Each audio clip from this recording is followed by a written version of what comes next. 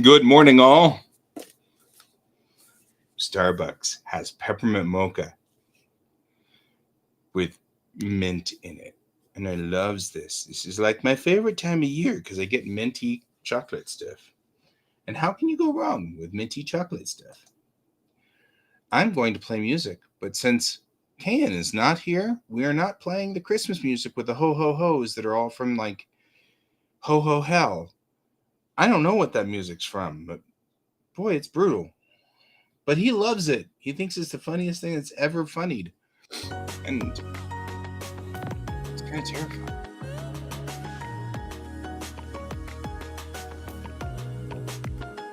Anyway, we're going to future pop here, apparently, is what we're going to do. So, got me some peppermint mocha. All right. Iced espresso. Good morning, Colton. How you doing this fine cold morning of cold? Full of coldness and cold.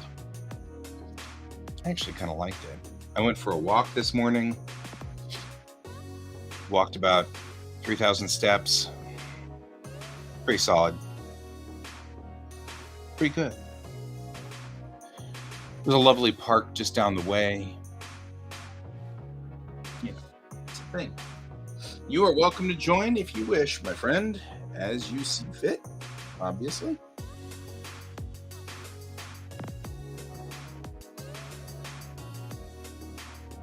All right. George wants to join as well. He's like starting up this morning early. We're going to try to get back in here. We're making a mess of UV mapping. That's what we're doing. Okay. So the UV map that it has created is serviceable. This would be fine. I spent a couple of days learning about proper slicing of my model and getting things trimmed down correctly over here.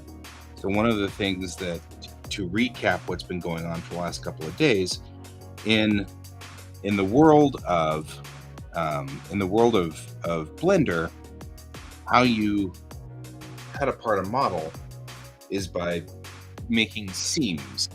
The seams then allow the model to be pulled apart, much like you pull apart a garment or a piece of clothing. So I have gone through and locked in all the seams. Are those seams? I think these are. Holy crap. Well, that's going to be a problem. And then I've gone through and I've tried to clear some of these seams like this, right? Because this guy is really all one critter makes the tail, right? So clear it like this. This is a seam right here. We'll get rid of it. That makes the door one unit. Wow, I never realized how many seams were on the tails because I didn't put the tails in until last night. Looks like it made a seam out of everything. That'd be unseemly. I can't help myself. Right? So the seams, then, when you have these seams in there, like there's like 12 extra seams up here. There doesn't need to be that many seams. So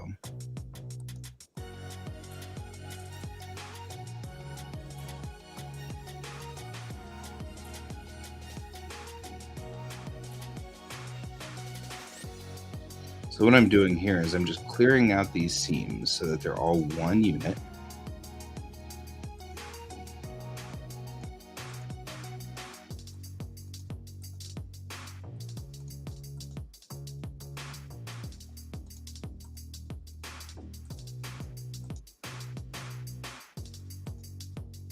There.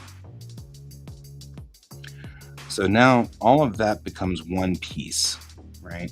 Just like the comic. That was just like the manga. Anime.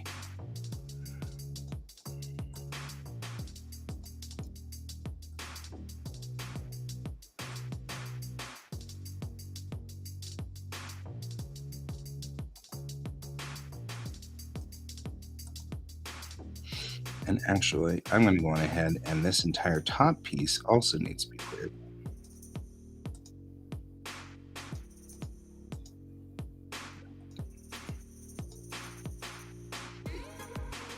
So, all right. Moving over to here, do the same thing. This is probably a good portion of our weird random triangle collection over there. Corton. I have a weird triangle collection. What about you? I do not. Yeah. I think if anybody understands the horrors that I'm experiencing right now, it's you. I do. One thing I was curious about is like I was actually trying to figure this out. Actually, I just thought about this when I was watching you do this. I'm like, so why are you doing UV mapping when you're not doing texturing? I am doing texturing.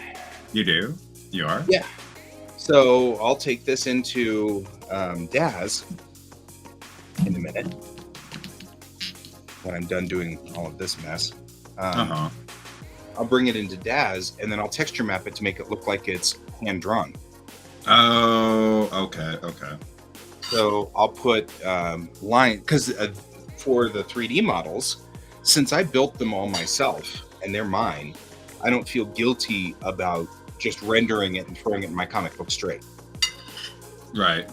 Because it's mine. I built every last inch of this, as you have watched me suffer. I've watched you do it all. That's why I was like, that's why I just thought about it. I'm like, why are you doing that if it's just going into your comic? You know the computer. Yeah, but the maquettes, on the other hand, I don't, because I traced the maquettes, because I did not build those maquettes. I've modified them. I've made them my own, but I didn't build them. So I don't feel I can't just render them. Right. Great. That feels inappropriate to me, you know. But these guys, I built this, so I'm okay with. I mean, I designed and built this. I built it from scratch all the way up. So if I render this thing, and decide that I want to just do this straight up, it's not a problem for me. So I'm worried that I may have accidentally told it to redo these things.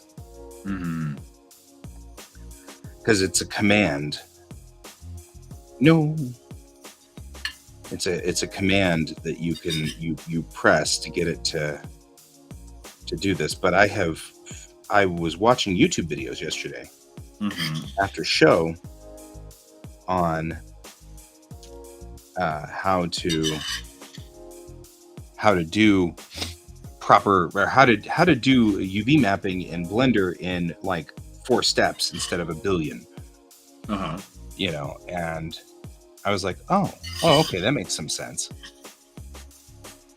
And what he was saying was, you select it, and then there's a command that you can hit that does it sort of does a and anything over this angle, make a seam. And then once you do, it comes over here correctly. I actually have this thing kind of coolly mapped with this like super rainbow effect. This is kind of cool. Where it's all rainbowy like this.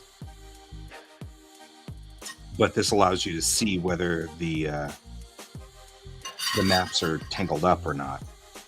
Like on the flap here, it has 2 different maps, which it doesn't need. Right, so I'll fix that. Oh, I see what you're talking about, though. 2 different spaces on the map. Actually, don't do that. Actually, looking at that, I see a zillion triangles in the front leading edge of the flap. So yeah, I was about to say, why'd you triangulate everything? Well, you have to triangulate everything to get it into DAZ. Otherwise, DAZ has a problem with 4-point. That makes more sense. If it's got 4 points to a face, then DAZ interpolates as best as it possibly can, and what you end up with is like especially things like wheel wells and vehicles, it will Yeah. decide to interpolate across like this, and you end up with a skirt over your wheel well. Well, that makes more sense now. As soon as you said that, I was like, oh, I forgot Daz. Daz needs everything into triangulation. As absolutely straight up as possible.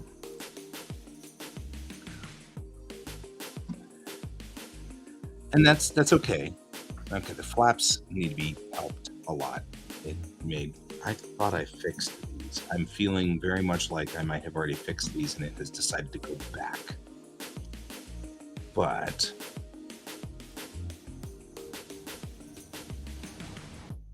just looking at this, I'm like, it made a edge out of every corner of this thing.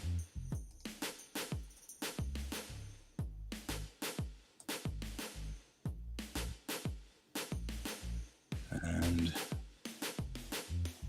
like right there.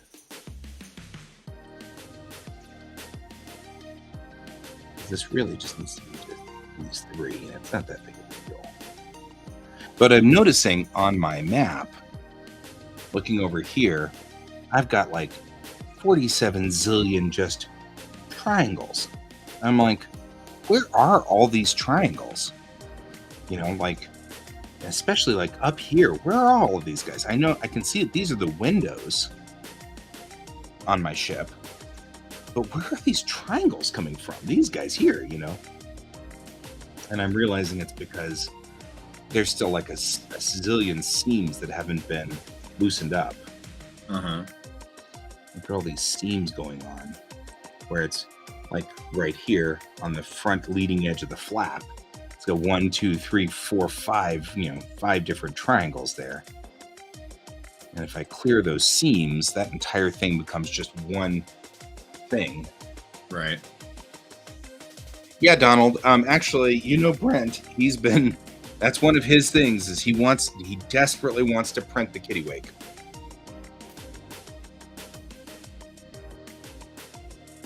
Which is fine. Once I'm done doing all this work, I'm going to just send him this as an STL and see what his printer comes up with. I'm not sure it's watertight, but we can always find out. Yeah, like I also learned some cool things like hitting the period button on the 10 key, which I just learned yesterday and I have been suffering with forever. And if you hit the period button on the 10 key, it centers on whatever's selected. That's a command that's in Maya that's not it's a different command, and I think it's like F or whatever. And so like I didn't know how to make Blender do that, and that was extremely useful to have that now.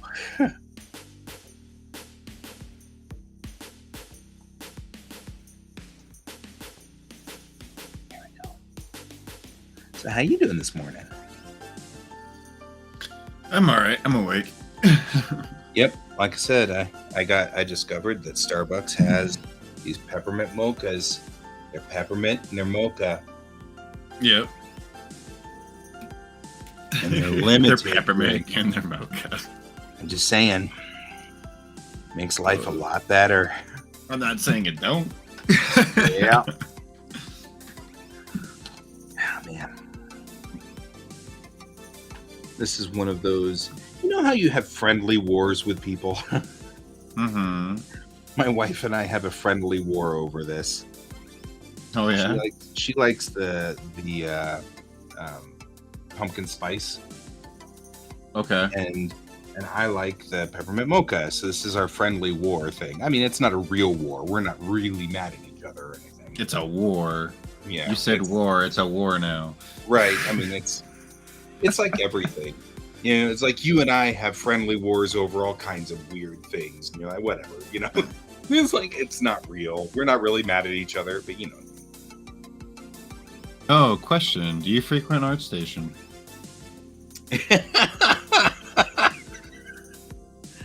Oh, what? I don't. but Oh, you don't? I'm laughing because I know exactly what you're talking about. Did you read my post? No, I haven't read your post yet, but I'm assuming you were referring to the no AI flood. Yeah, there's a impressive. uproar because people are posting AI material as portfolio pieces. Ooh, doggy. This is where I was waiting for it. I was like, it's gonna backfire sooner or later. I'm waiting for it, and it finally And they were did. letting it, I assume. They were endorsing it, is what you're saying. Yes? No, so the algorithm of ArtStation took over, and the algorithm doesn't decipher between AI art and actual art. So I don't know if it would. it just started posting AI pieces. Everybody that kept posting stuff that was AI driven, and people making portfolios just for AI art. Even though it's not art because you never put any time into it. You let an algorithm run your art project. Yeah. And that's literally where we're finally coming down to. I was waiting for this. It's finally going to come in. It's not going to be AI art.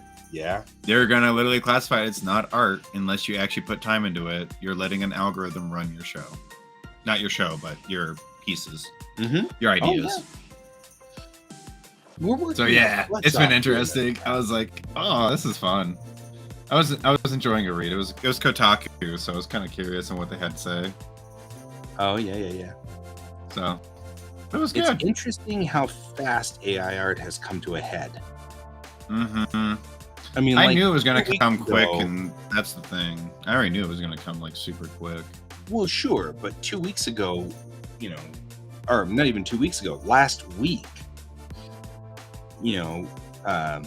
Brian or Ken and I kind of stopped doing that. Ken and I were just sitting in here playing with it. We had Mid Journey up. We were screwing around with it. We were happy as clams. We were just having a ball. And now we're both like, you know what? I think I'm gonna lay off. It's like maybe I'm not that interested anymore. Right. Well, that's the thing that they were saying though. Like even in the article they were talking about, they're like, it's fine to like enjoy and like play around with these programs. We all been doing it. Sure. But when you're making your whole portfolio off of AI driven art and you never lifted a finger, that's not art. No.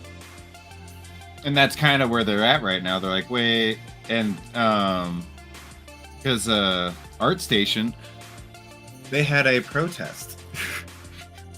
Everybody posted no AI art and whatnot, and their whole screen of, if you look at like everybody's like posted artwork and whatnot, was beautiful. Just showing of the crossed out AI. It was so funny. Mm-hmm. I saw it. I was like, what's going on? And then I saw something else pop up.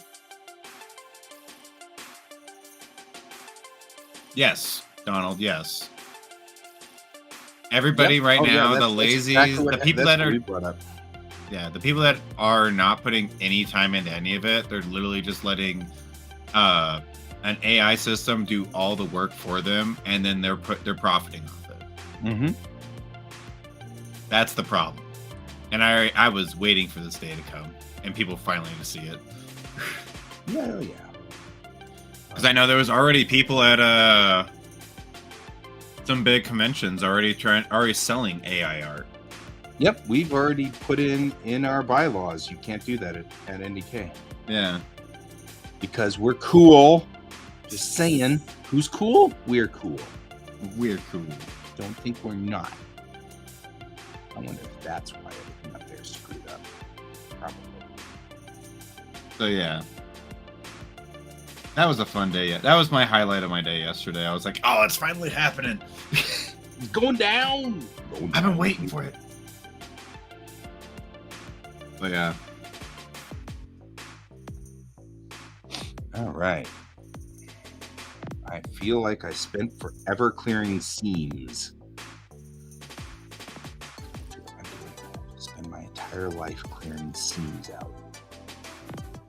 But it looks a whole lot better, and there's a whole lot less rando triangles over here. That sounds like a 3D problem. It is a 3D problem. It is an epic 3D problem. Like, where is that? All you do is sit there and play with UVs for hours on end. Yeah, but this is my hero ship. I mean, like, it should Oh, be, I know. It should be perfect. It really should. I really shouldn't screw with it saying it's not, worth the time. Oh, I was just laughing because I remember doing that when I had my big 3D project last semester. All I was doing was literally build model, make UV, build model, make UV, build model, make UV. Take all UVs, throw it in Substance, do textures, throw them back in Maya.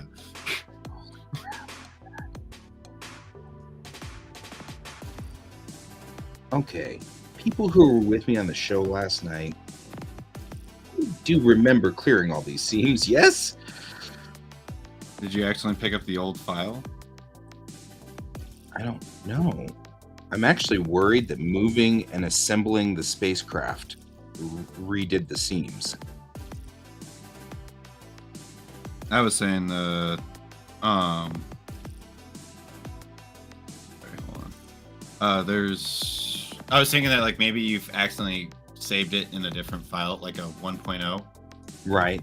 Like Spaceship 1, Spaceship 2, Spaceship 1.1. Yeah, this is, and you're not wrong. This is version 8 of this spacecraft. So I have been doing that, and we are on version 8. That's what I was saying. You might have accidentally overwritten version 7. I actually think what may have happened is it redid, because last night the last thing I did was assemble the ship. It was in an exploded view last night, so all of the pieces that needed to move were somewhere else in the model, so they were spaced away. Because when I first did the vertex groups and assigned all the vertex groups, while I was building the vertex groups, they got confused. So like the left flap all of a sudden would become, it actually selected the main body and not the flap. Nice. And then the flap would vanish, like the vertex group for the flap would vanish. And I'd have to go in and manually grab all the vertices on the flap and reassign it to that vertex group. And it was just a glitch. So while I was mapping, I pulled all the parts away so that they would Where's my thing? Distant, so I could easily select the whole thing. You're gonna get us busted. Yep. I did not. That was unintentional. It's okay. I was like, oh shoot, hold on. You know damn well that that's one of my pet peeves. I absolutely hate the fact you can't do what you're doing right now, because that is so you're not offending me in any way. Anyway, I thought I had it already covered. I'm like, oh, this is fine. Click. Oh, I forgot. Oh my god! Boobs. I forgot that part was on there. Crap. Boobs. You've corrupted us all. Oh, here it goes again. Shit. It's all right. Boobs. There we go. It's all right. I'm making jokes, but I have flashed our audience a couple of times as well. In fact, I am probably one of the prime culprits. You're welcome, Donald. Yeah, there you go, Donald. You got your boobs for the day. I got you some boobs. It's because we love you. I was like, oh, I'm just working on the head right now. I probably only gonna be working on the head the whole day, so this is until I go to work. It's all right. I was like, this is fine. I am going okay. to. There's nothing. I am totally going to call you out on it, but only because it's funny. Please do. Because it entertains, and that's pretty much it. That's fair. It's entertaining and it's funny and stuff. All things are funny. And really legitimately, I'm actually kind of getting over being canceled every time we put boobs up. So I think it's stupid. Also, you're on like multiple different platforms. I mean, that's what I mean. It's like by certain people. Yeah, I'm only gonna get canceled. I only get canceled if somebody reports it. Yeah, that's it, and they have to report it. So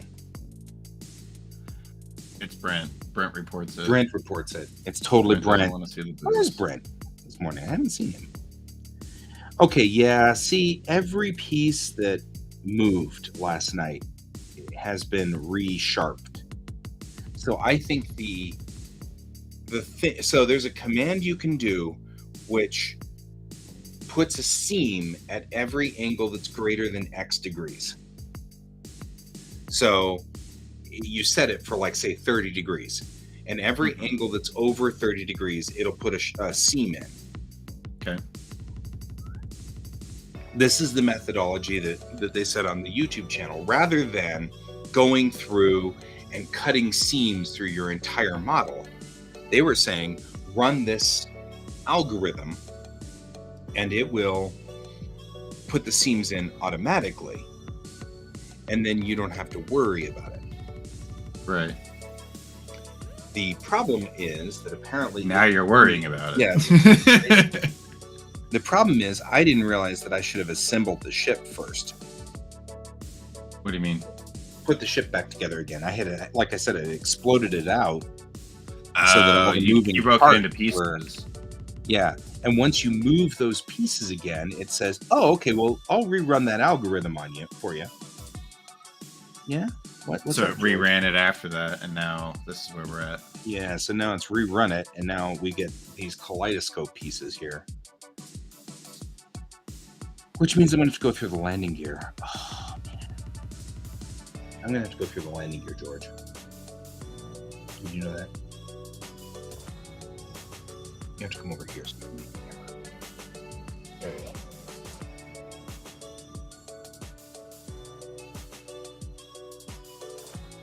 He just sits here and purrs. He's so happy. He's super content.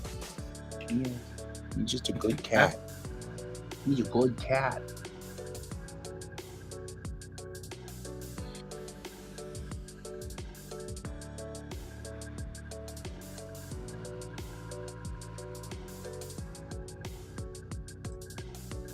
Okay, so what I want to do is make a series of notes that I'm going to need to remember, so that whenever I do this process in the future, I remember things like, do not assemble the vehicle first. Do everything later. Cat.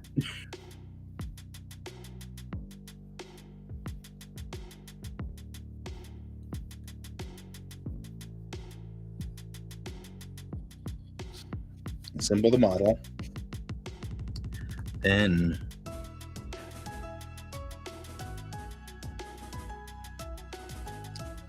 because H hides selected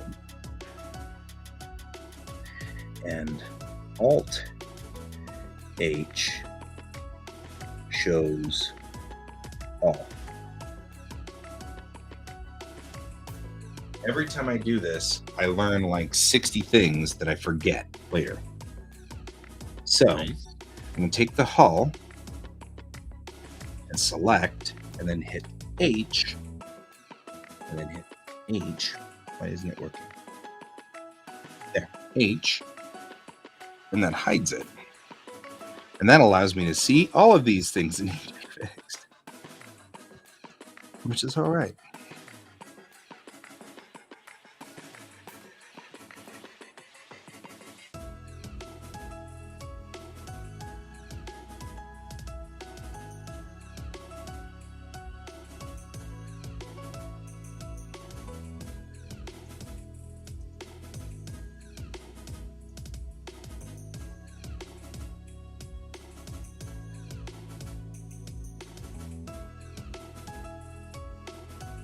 Oh, also looks like part of this got torn open. Is that open or hidden? Why are you selected for that? Why, George?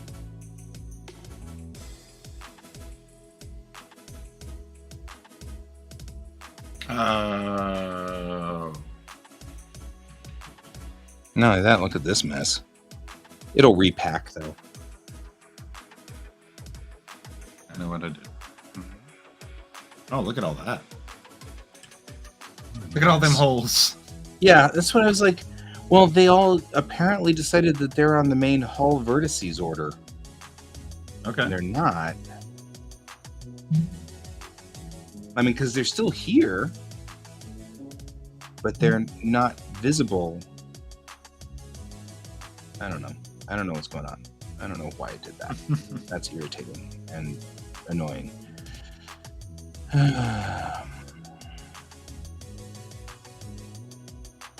It is maddening that programs are this complicated. I'm just saying. There we go.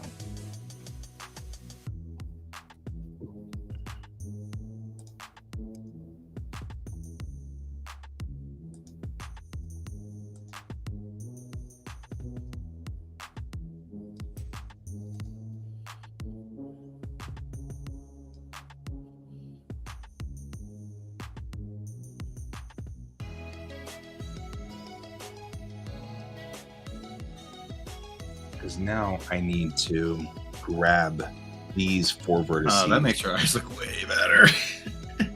Yeah. She doesn't look soulless. And like all crazy eyed. Crazy eyed. Nothing worse. Oh, yeah. Been down that road.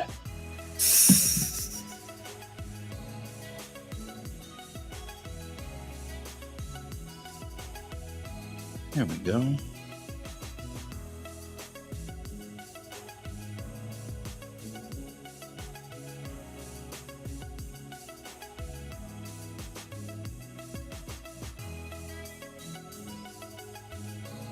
All right. There we go. I think I got that.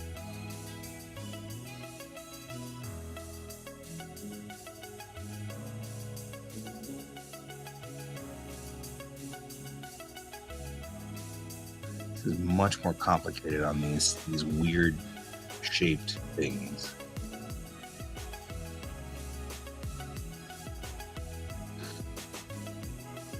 Like my wingtip extenders and stuff like that. Those are weird shaped.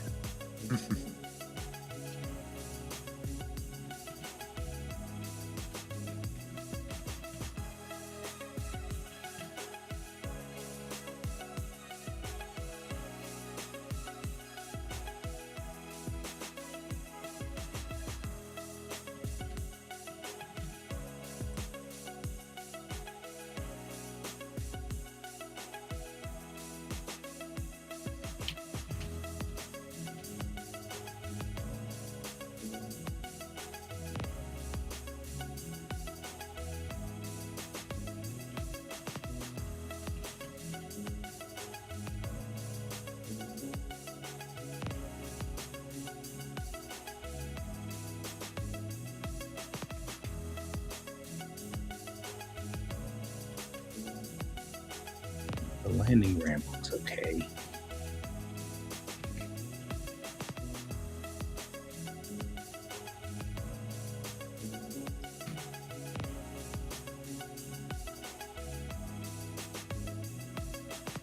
What's weirder is like the loading door, the landing gear, they look okay. So it was literally just the fins which decided to redo everything. Hello, Ronald. It's good to see you, man. Good to see you, Ron. I hope that chest cold. You got to be careful. Be careful with it. The RSV has been going around, and I'm worried about you and catching RSV. So if it gets really nasty down in here, go see a doctor. That's what I've been hearing is going around. You know, Mariah's been sort of worried about it at school because her kids are getting it. So take care of yourself, my friend. I'm worried about that. What's RSV? It's a respiratory virus that's going around right now. But Ron's been fighting that cold for a while, and so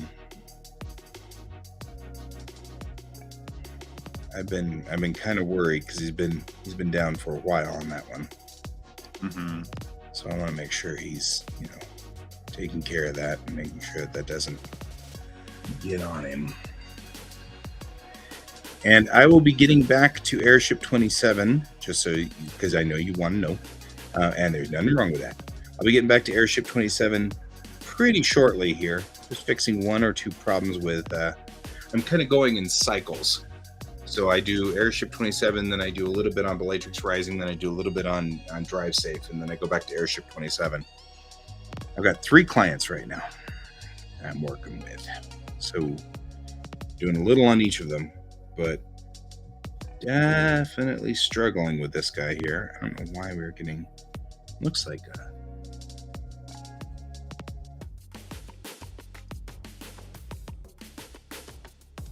I hope you're doing pretty good there too, Donald. We don't usually call Ron Ronald. I don't know why I called him Ronald today. Well, because it says it up there. That's why. Right. I'm like, I don't call him Ronald. That's such a weird thing to say. That's how you said Ronald. Like, we have a Ronald? Hold on. We don't. It's a Ron. I don't know. Names. Names and I have never been good friends. Yeah, we've got holes over here too. No? Okay, so I have a feeling that this was a glitch. Because as screwed up as this guy is over here, he doesn't have holes in him. And I assigned them at the same time, so I don't know, maybe it's not a glitch. Maybe I'm doing like my kid. I swear, my kid.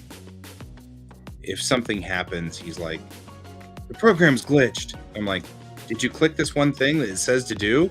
No. Well, it's not the program, it was you. Then 5 minutes later, the program's glitched. And I'm like, have you ever presumed that it was you? Instead of immediately assuming it's the... I do nothing wrong. Right? I know. Like, perpetually, like, it's not me, it's the program. I'm like, okay.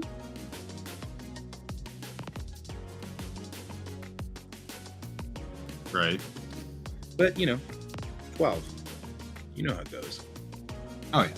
Oh, yeah. We're 12. 12 happens.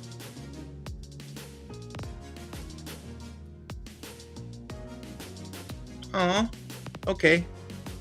We'll figure it out, bro. That's cool. And she named her kid Bellatrix. That's kick ass. Oh, why did I do that?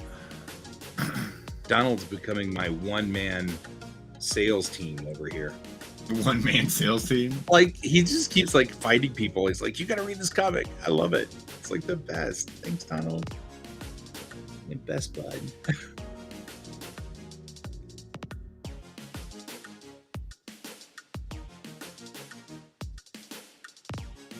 It's because, in the end, he knows that when it comes down to Brent and I always side Navy. Just saying. When it comes down to Brent and I nice.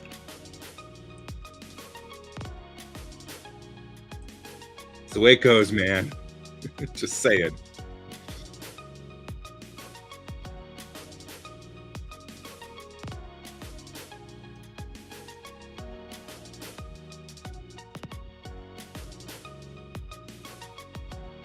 This is killing a whole bunch of those triangles. Weird triangles.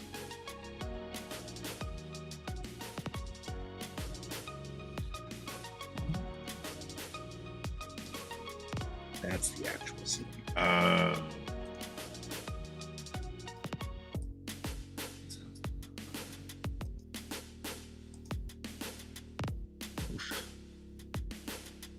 Still cool. I think one of the best compliments I ever got was at the con that we were just at. RMC? Yeah. That a lady came by and bought my comic because she's like, my niece is Asian and I'm buying it because your captain's Asian and a girl. And I was like, aw, it wasn't what I meant, or that wasn't what I started with, but I'm Glad I'm to happy that's the represent, thing. you know? Totally glad to represent. Right.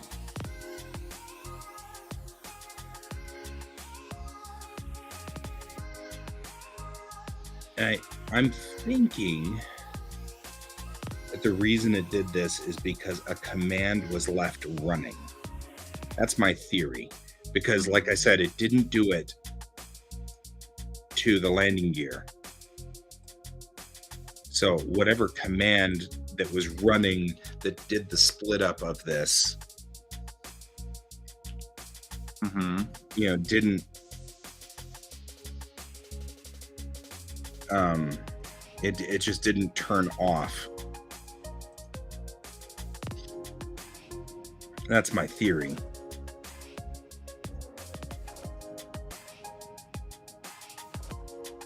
Or I hit the command. Blender is full of hotkeys. Yeah, it is. It's so. I haven't played with Blender yet. I've wanted to. I just haven't gotten around to it. It's not bad. I like it. I like it. I mean, I really like it. I mean, it does a lot of cool things. I've had some friends though; they really enjoy it. They've told me all about it. I just haven't had the time to really sit down and actually play with it. I mean, it's got a ZBrush-esque function in it. Well, it's not even just ZBrush; it has a Maya as well. I mean, it's like Maya and ZBrush merged together. Yeah, that's kind of what my friend was telling me. He was like, "Dude, if you really want considering it, like a lot of the industries switch." I'm like, I get that. The only reason you guys are playing with it right now is because it's free. And he's like, "What?" And I was like, "They're gonna go to subscription based sooner or later." Yeah, I mean, you're not wrong. They all will. That's the thing. Once they start making money and all that stuff, and like they actually have to keep up the production side of everything to make sure that the system still keeps running, they're gonna have to, so they can actually afford it, you know? Yeah. Well, like I said, you're not wrong. Kind of like how Clip Studio did the same thing. Although Clip Studio is backed off, you can buy a standard copy now.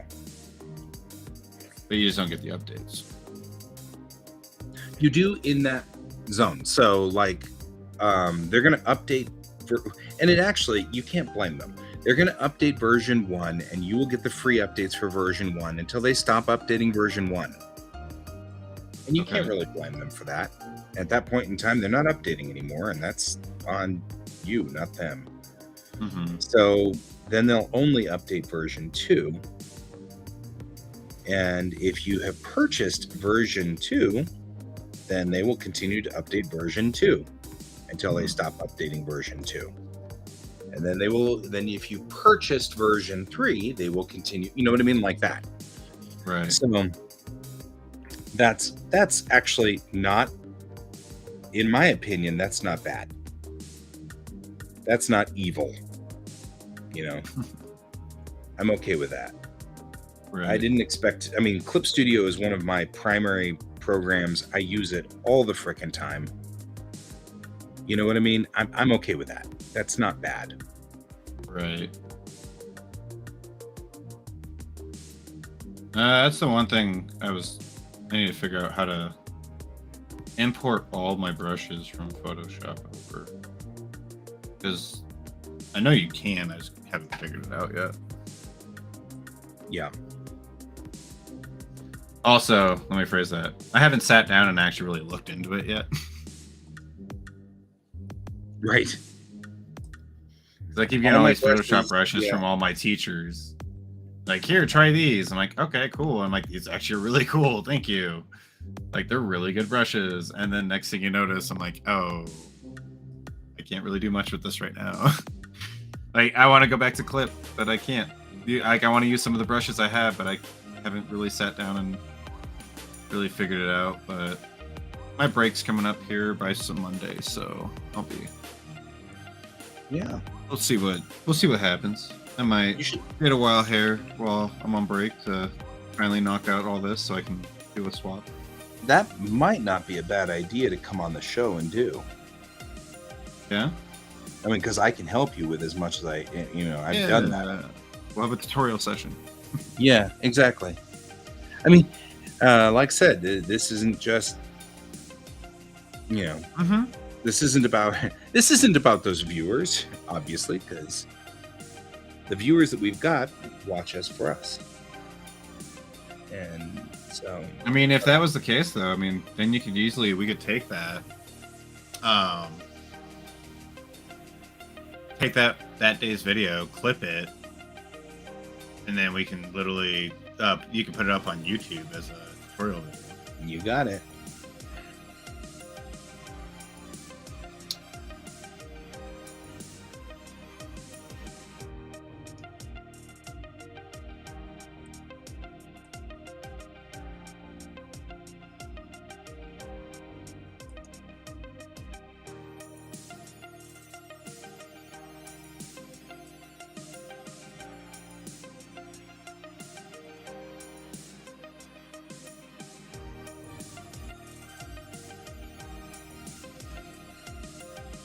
I have a classmate. He uses strictly nothing but clip.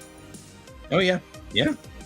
I'm actually getting to the point where I'm like, I don't really think I need Photoshop anymore. I really just don't.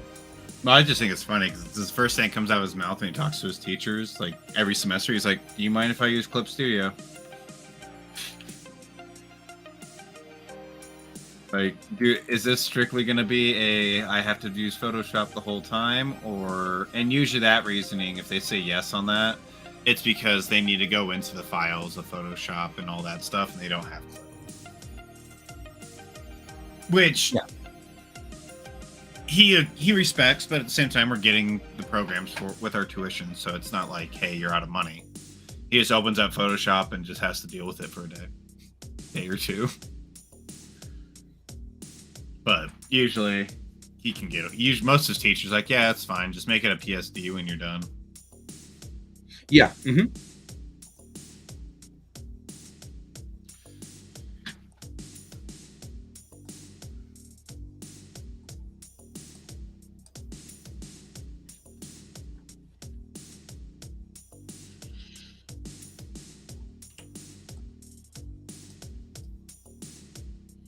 Yeah, generally speaking, they're okay with that too. Yeah. That's literally as long as they're cool with it. Have fun. But that's also like the industry that for my school and whatnot that we're going into. That's everybody that you're going to work with is going to be using a different program. Yeah. It's actually why a lot of it's also one reason like a lot of them will switch over to like the specific program that everybody's using, so they can swap brushes back and forth throughout the day. Well, and that's part of the problem is that I'm paying $50 a frickin' month for frickin' Photoshop, Yeah. And all because every so often I have a client who's like, I'm sorry, but I need you to do this in Photoshop. Okay,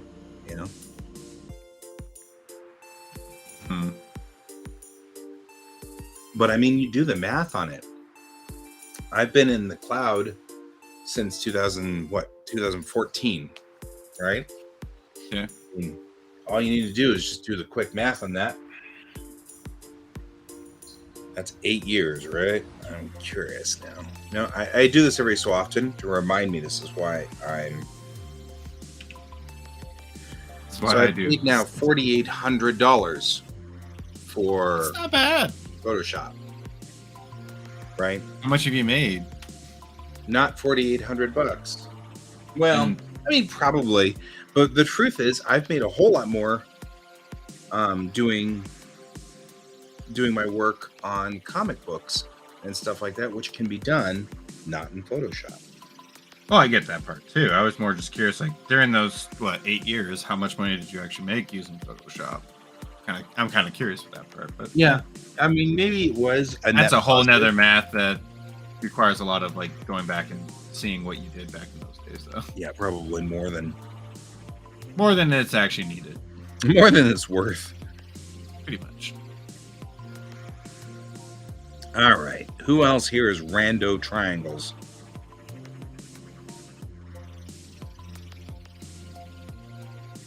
That's me. I'm the Rando Triangle Killer. And where are you? This mess. There.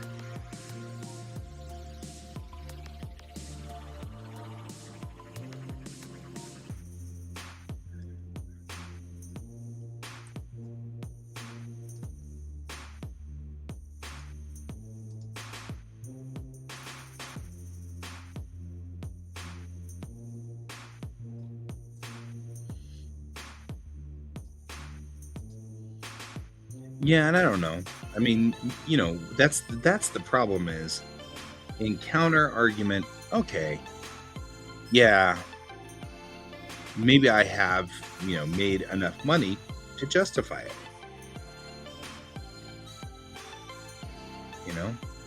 Mm-hmm. That definitely becomes though the question. Right. Have I? I mean, it's the part that really, like, I remember we talked about this once or twice. Is like the part with Photoshop is that you can transfer everything over to Illustrator real quick. This real quick. That it definitely has that convenience side to it, but like at the same time, I always knew there was someone that was going to come after Photoshop or Adobe, unintentionally, probably.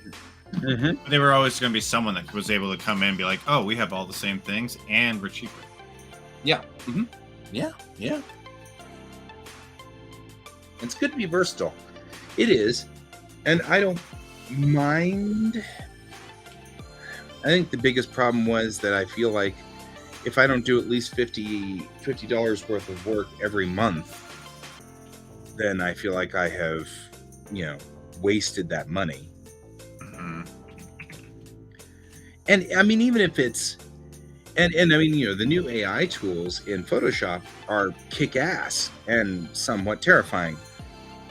I mean, I took this old picture that was a scan of a print, like from a bubble jet printer in the 90s. Mm-hmm. Of my great grandfather or something from the 1800s, and some member of our family scanned the picture in, Mm-hmm. and then printed it back out on their bubble jet, and then gave it as a cookbook to all of us.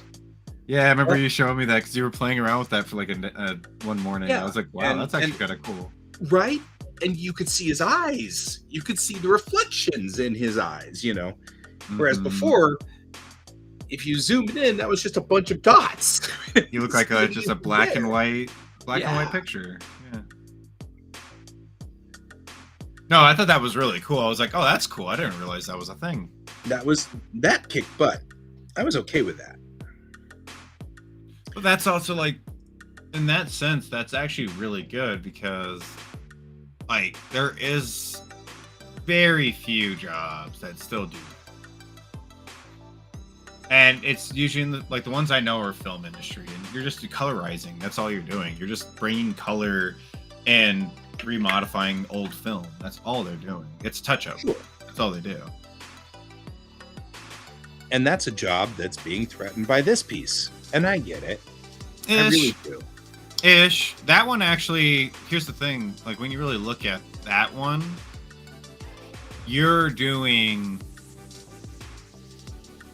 3 to like 6,000 frames per film.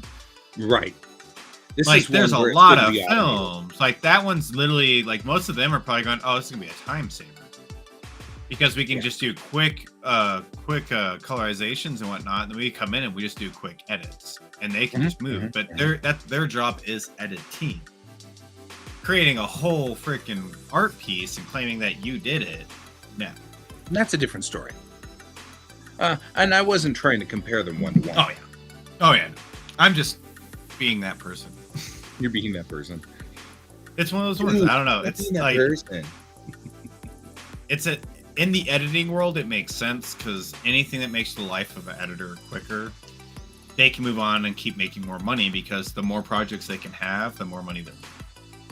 Sure. Yeah. No disagreement there.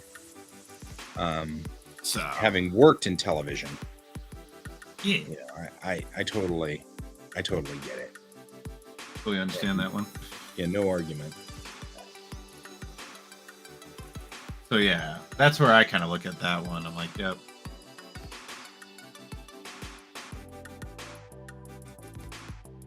At the same time, I could be wrong. The people in that industry could be like, oh hell no, we don't want AI. Me. I like this. There are r/colorized history or r/something like that. There are a couple of subreddits where people like to colorize, Mm-hmm. and it definitely is an art. Because There's some really cool ones. I played with it for. I mean, I colorized those pictures using the auto coloring system that came with, and I'm gonna say, you know, it looked cool. I thought it was nifty. However, you could definitely tell I colorized it. You know, it is computer colored, and you can tell. Nope. Computer, stop. Thank you. The computer has something to say. Always. But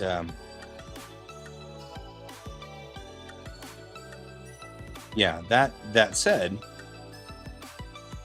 there are some people out there that have put pictures in that colorized history thing, and you can't tell that it wasn't a color photograph from 1830.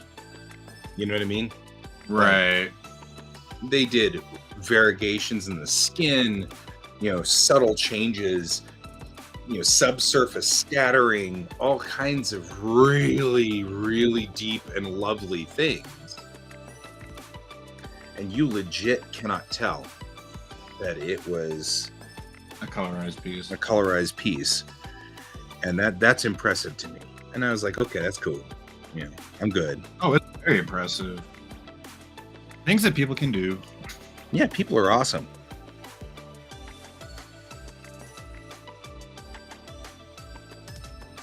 Is there a way to gap my islands? Maybe? Where's my mouse? There's my mouse. Like, can I gap the islands? I'm having a problem here because they're so tight that I'll never be able to see. Mm-hmm.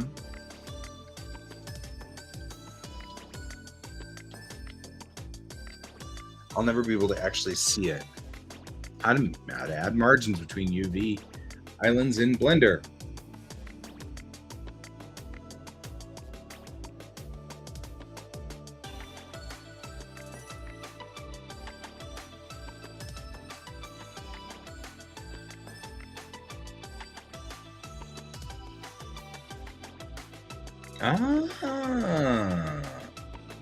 Pack Islands window has a property for this. Very useful.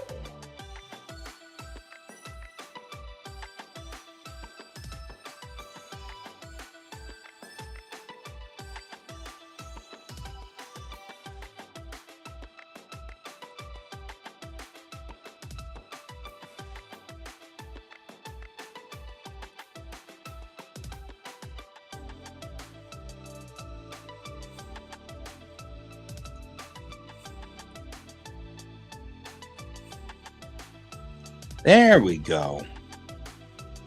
That's what we want. That way, each piece is distinct, and now I can see them all. Look at that. Isn't that nifty? Oh, that's so good. 0.002. Enter. No, maybe a little bit more than that.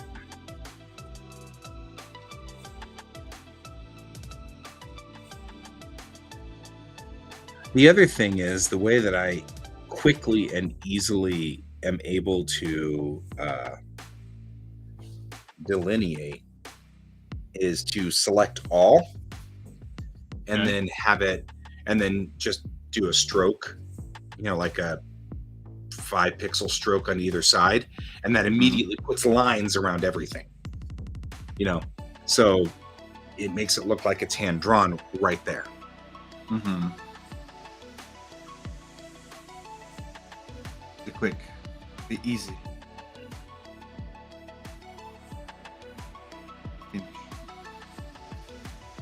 So I think maybe I want 0.8. Yeah, I feel like 0.8, 0.008 is what I want. So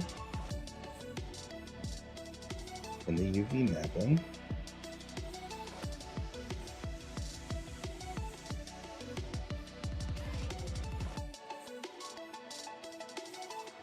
there are two commands we want. One is average island scale.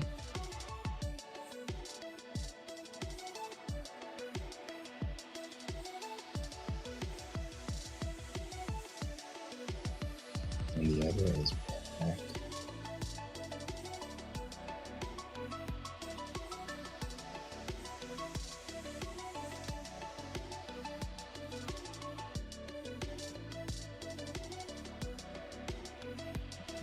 Perfect.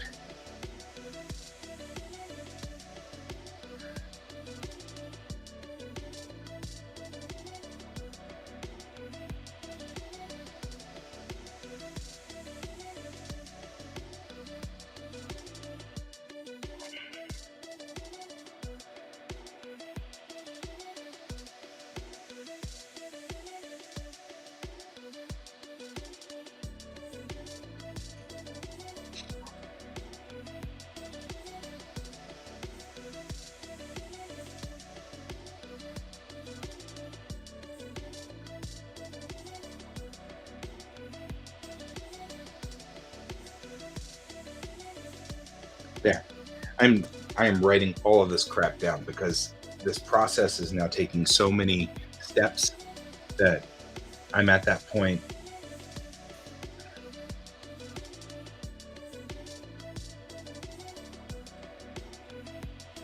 You're at what point? I'm at the point where I'm forgetting things, and then I'll come back in and be like, that's right, I was supposed to do blah. And I forgot. That's right. That was supposed to be in here. Right. I know that.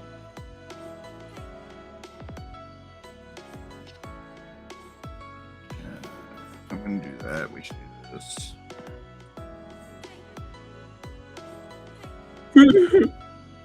It looks like now it looks like a model kit. Look at this.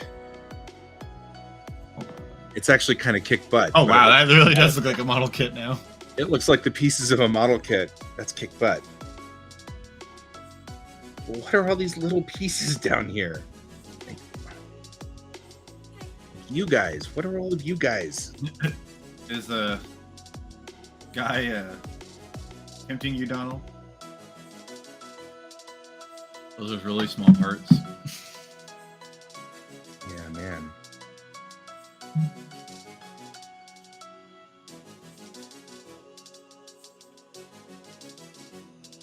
Like you. What are you? Oh, I know what you are.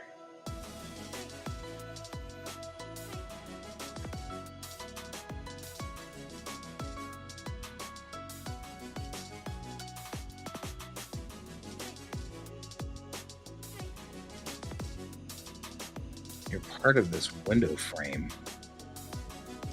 Why are you a shark here? You shouldn't miss this. Why is this a thing? Clear that scene.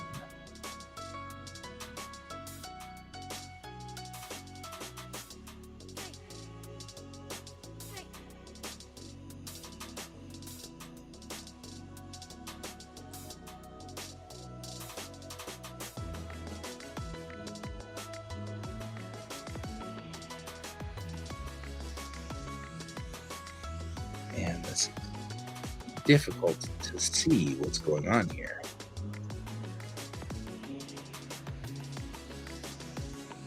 However, now that it's done that, I can see so much better what's going on.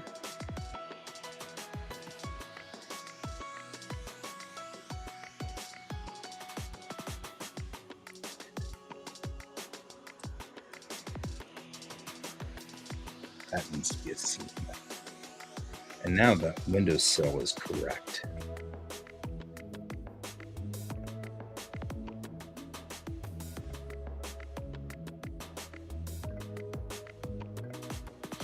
Yeah, I like Starbucks. Probably a little too much.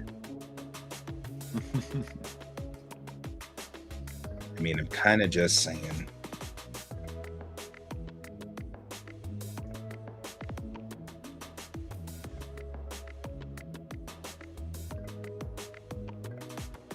I do enjoy a good Starbucks on occasion.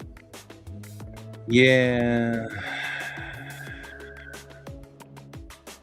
I'd like to think that I don't drink that much Starbucks, but I do. Although now I'm more into my home brewed coffee. I mean, you know, as a thing. Mm-hmm.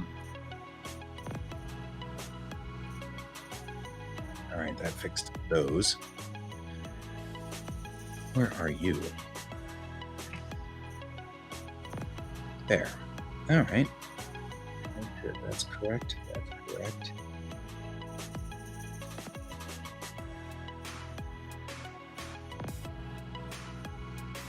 This weekend is full of Christmas parties, I'm noticing. Like I have a Christmas party at the company. And, you know. Which the driving school. Drive school, nice. And it's a Secret Santa. I hate Secret Santa so much. I didn't know it was a Secret Santa. I wouldn't have agreed. That's not necessarily true. I would have agreed. I have a hang-up. Good morning, Bob. Working out the welds. What are all these little teeny pieces? But hey, Bob, look at that. It looks like a model kit now. Look at this. Look at all these rando pieces. It looks like a model kit. It's so funny. It's like the most bizarre thing ever.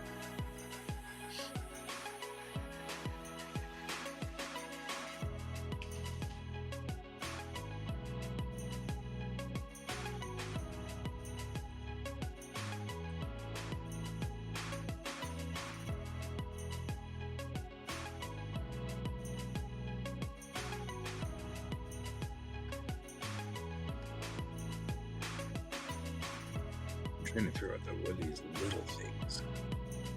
I wish I could get a better background on this. I know I can change the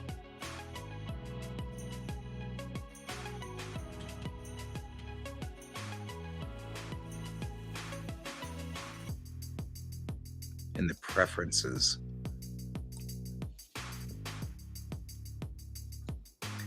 Under themes, maybe UV image editor. Ah, there we go.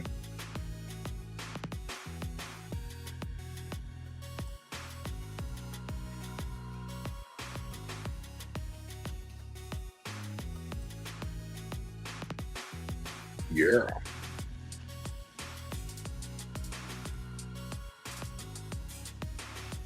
Make them blue. So dare.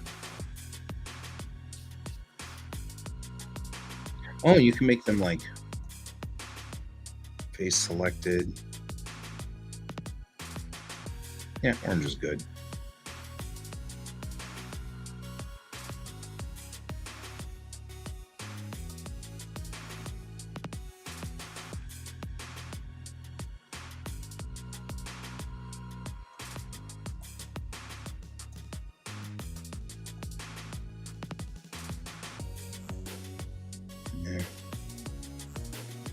We're not helping. Where's the background? Metadata background, maybe? No.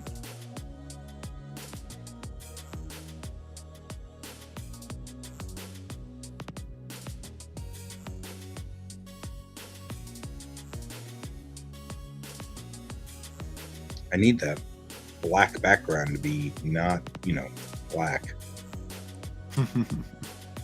Oh, the vertices are black. That doesn't help me any.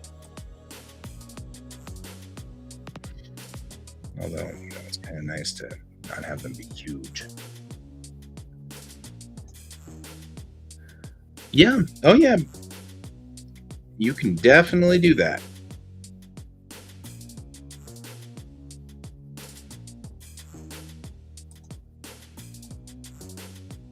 No. Do what? They're talking about model rockets. Ah. I'm going to Quasar.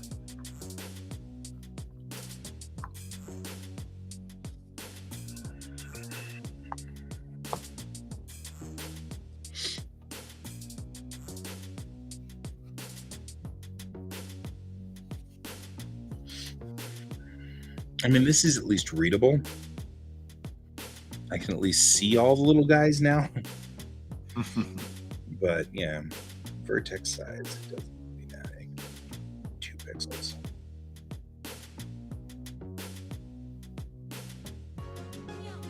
And actually, I can make the vertex to be very light blue so that I can see them. I know it's kind of gaudy, guys, and I'm sorry, but it's nice to be able to see what I'm doing over here. Because especially when we get down to these little teeny pieces, I don't even know what those pieces are or why they're out here. Why I have something this size on the model. I don't even know what it is or where it is. Like why are you not? Oh, that's right up in the front there. It's in the nose.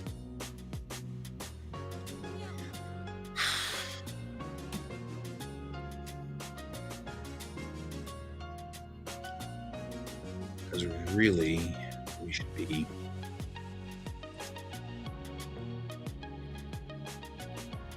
assigning all of these to that black.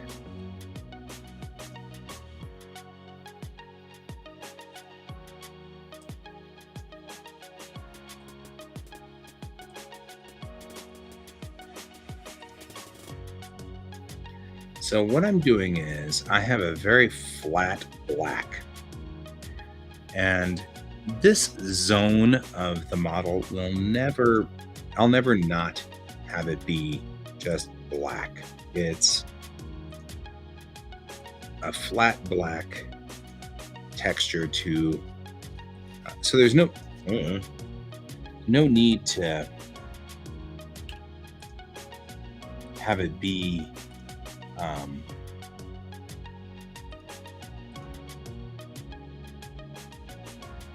dang it. I'm thinking this too much. I'm talking too much.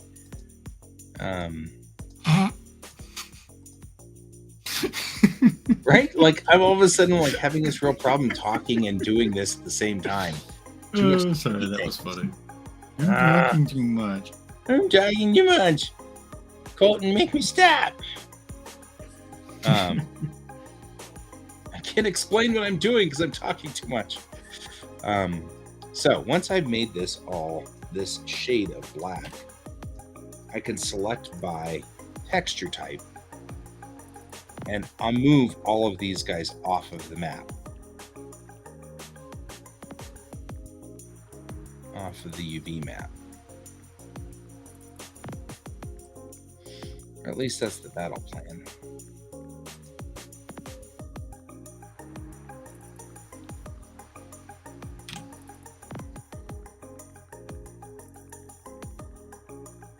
So did you hear that there was a movie, Tenet, in which the guy was the director decided to just crash an actual plane because that was cheaper than getting the CG people to do it? That doesn't surprise me. What movie was it? A Tenet? Tenet? Like David Tenet. Oh, is it really from the... Okay. Yeah, but Did apparently... apparently he went on ahead and crashed a 747 because he found that there was a whole bunch of them sitting in a boneyard, and it didn't take a whole lot to get them somewhat working again, just enough to throw them into the ground and make it crash. So Nice. Did he get in trouble for it or no?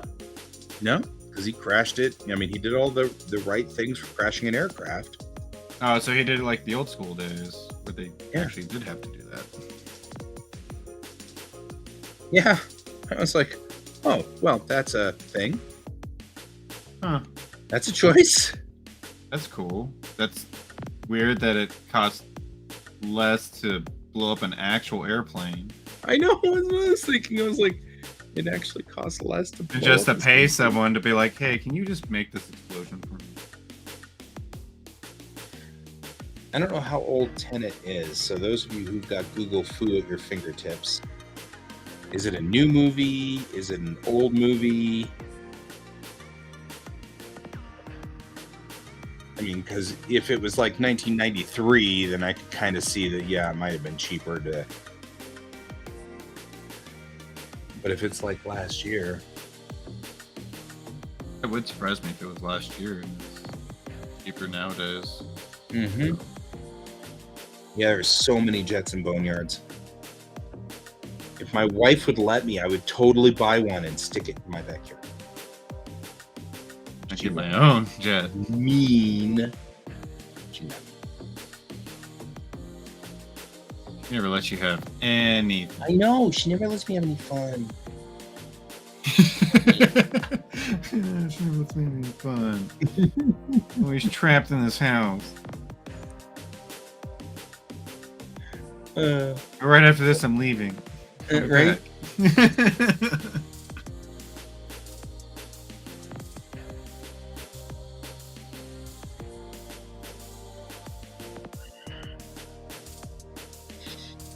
Oh, man. Is she out of school yet, or is Nope. that next week? No, it's next week. Next week. But then I go into school, of course, because that's the way it works. Well, yeah, because everybody's out of school, so they're sending them out to you. Yep. It's actually one of our kind of semi-gripes about this particular setup that we've got. Every time she's got free time, I'm working. Right. And so, And every time she has free, or you have Yeah. free time, she's working. yeah, like I'm free right now. Not like that helps a whole lot, but there's that. Right. A little bit on. I really need to not get into arguments with EV people, but I got into an argument with an EV person last night, and I was like, I am so amazed by the amount of sheer logic failure that they go through. EV? Electric vehicles. Oh, got it. Because you know that I'm a proponent of EVs. Truthfully, I think EVs are going to replace everything else ultimately. They have fewer parts. They don't have as many pieces to break. Once the infrastructure is in place. Hi. I hear George. Yeah, it's George. George has recently decided that this is his new thing, is to crawl up here. Well, not David Tennant, the movie Tenet. What year was the movie Tenet made? Because I think it's Tenet as in like the tenant downstairs or something. It's an action flick. Sort of Born Identity style action flick, you know.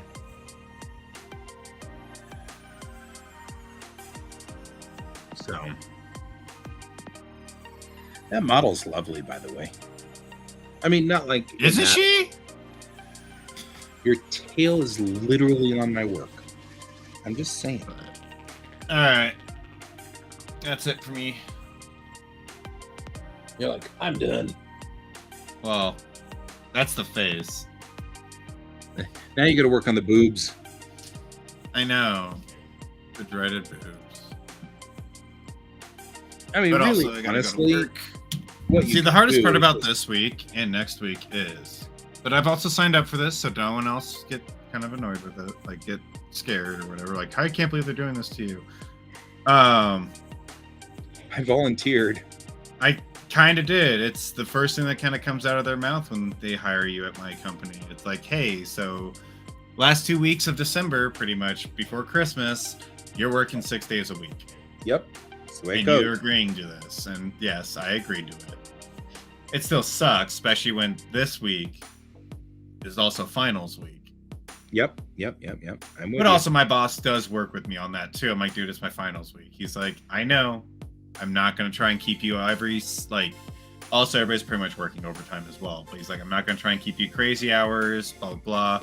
Like Monday, he had me only come in from like 2 to 7 or 2 to 8, which I was like, that's better than coming in at 11. Yeah. Oh yeah. Like, he gave me some leeway. So I was like, all right, cool. That's awesome.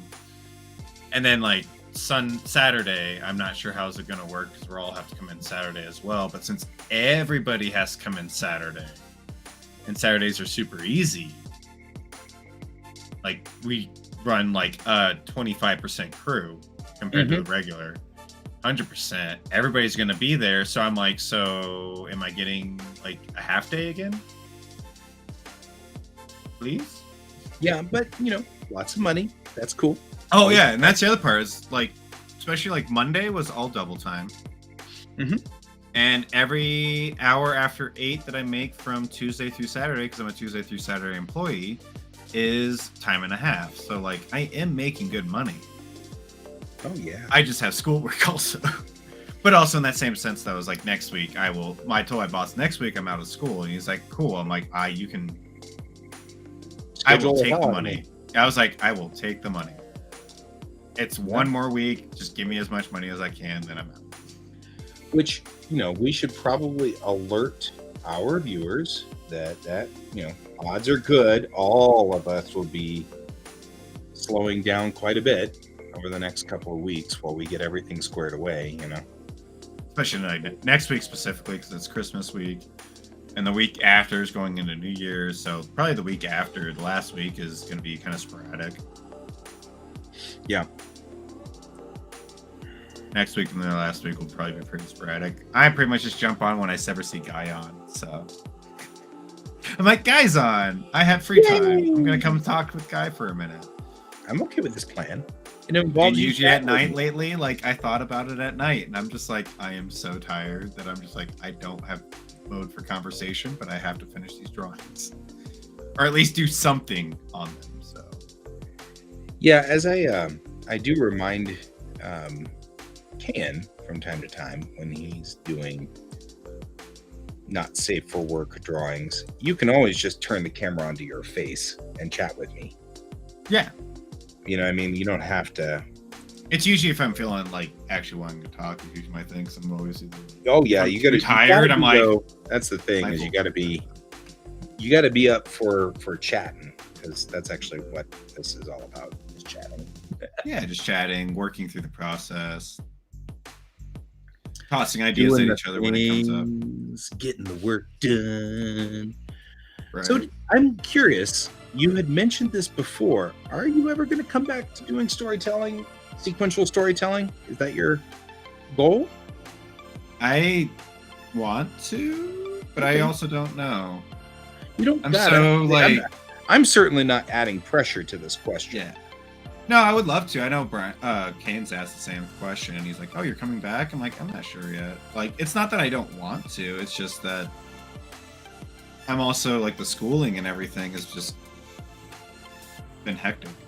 Sure. I'm talking about years from now. I'm assuming. Oh, years from now, hell yeah. There's no way I will not do comic books. Yeah, I mean, like I'm presuming, I guess, that we all are going to still be doing this kind of thing years from now. There's friends that I know that are still in the industry that like they're like, oh, I'm looking for this and that. I'm like, cool, send me some pages and I'll do the test run for you. Like, I want to do it. Don't get me wrong. It's just, I think I hit that point. I just don't want to do it for free anymore. Also good. You have to have a Especially reason. with me doing school and working full time, it's like it has to be worth my time, especially when you guys want me, not you specifically, but like clients want me to have it done by the end of the week. Like it has to be worth me balancing. I was like, can I cut this out of my schedule to make sure I make this deadline? Yeah. And it has to be worth it in price range. And that's the part that I'm always like, if you're not going to pay me, then it's probably not going to. And nothing wrong with that at all. Like I was talking to one of my friends about that. And like I said, sometimes you have to have a reason. For me, like I have to tell this story. It's been eating at me for decades. I have to tell it. I still want to tell my dragon story, but I just haven't had any drive for it lately. Yeah. And also, personally, I kind of want to take that story and put it into a video game instead. I think it'd be a cool tactic style game. Mm-hmm. If I do it right. But all right, I gotta get going.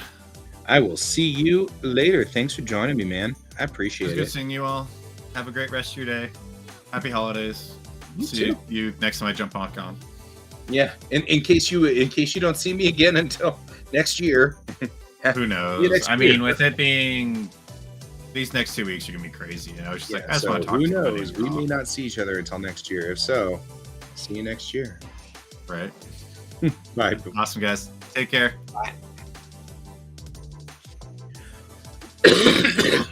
So now it's just us, guys.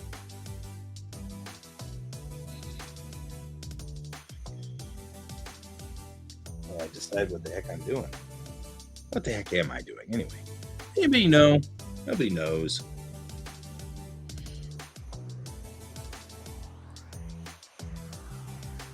All right.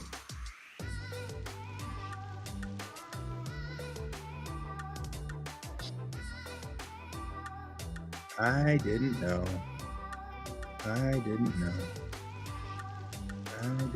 don't know what this song's about.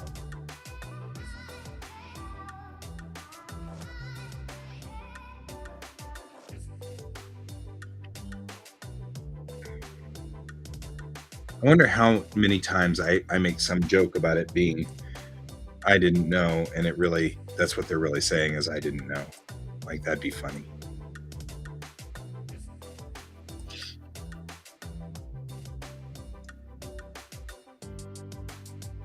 No! Do not do the weird.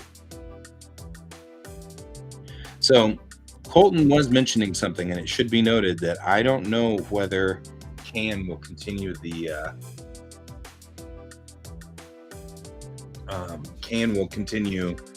show while I'm at work. But when I'm at work, that means the day shows tend to be not me. I'm not doing day shows, so something to keep in mind.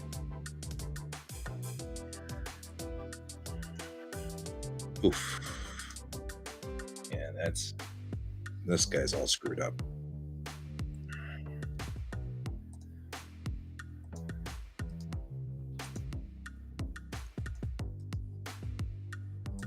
No, not sharps.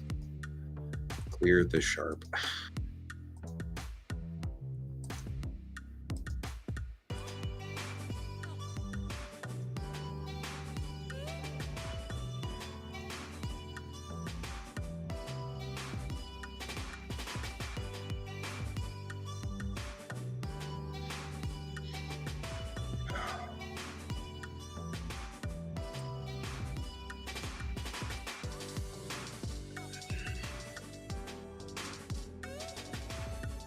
I didn't know. I care what you think. I didn't know I was going to put you out of business.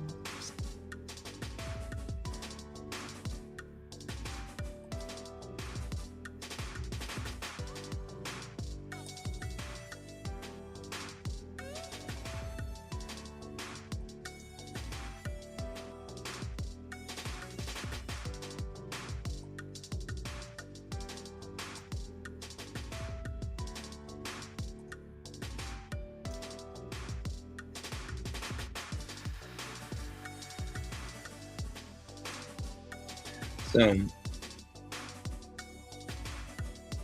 I am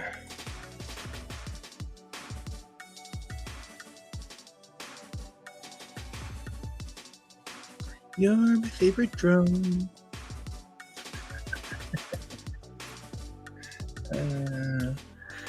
Well, it is my intention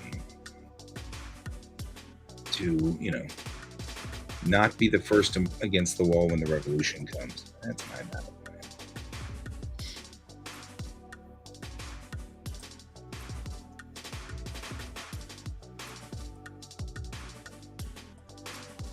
So my hope here, by the way, is that I can select by material type, and there will be two materials on here. There'll be a flat black that has no mapping on it, and then there will be a standard map which has all the mapping on it, and that way these just become black matte spots on the ship, and then that way I don't have to worry about them, and they won't show up as things over here that we have to mess with. Right, because that's becoming sort of a thing here where we've got all of these pieces that need to be mapped, and they really don't. I don't need to map this inside of the window here. It doesn't need to be mapped. It's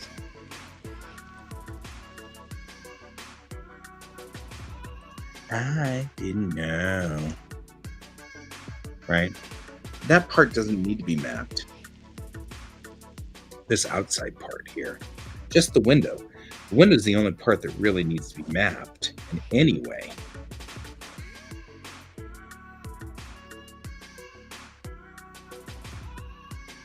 Right? So we got the same thing going on with this. The structure rods, they can't be mapped, because if they're mapped, then they not only do they take up space over here, but they become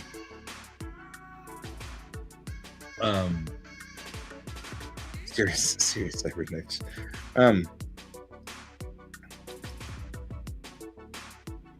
We got a few of them over here. Looking inside here, I can see that I've, like not done this side.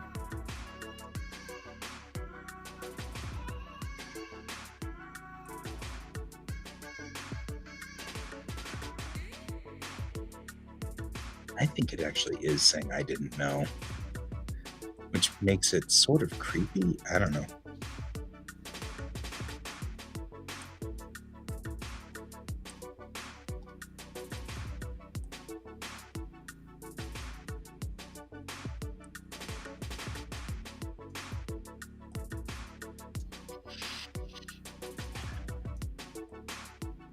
So for Christmas, I'm going to have a fully operable version of this spacecraft. That's the idea.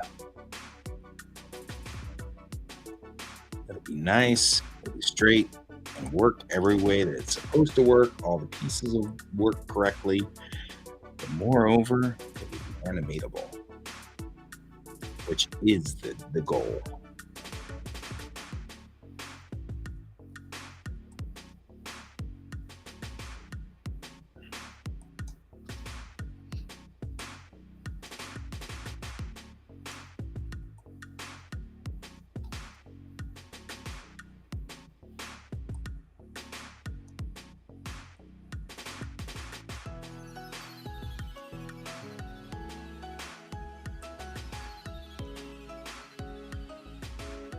And that's one of those long-term goals. I don't know if I want to do full-fledged animation, but I like to have the option.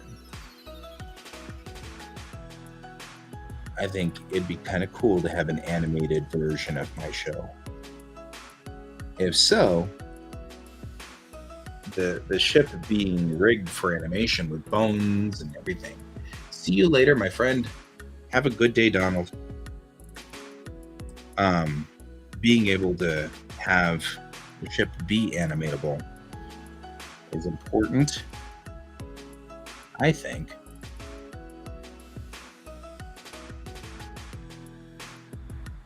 I mean, and maybe all I'm ever going to do is like this is my opening credits. Yay, that'd be fun. You know, who knows? The question really is, Guy, do you want to keep this up here as it is or not?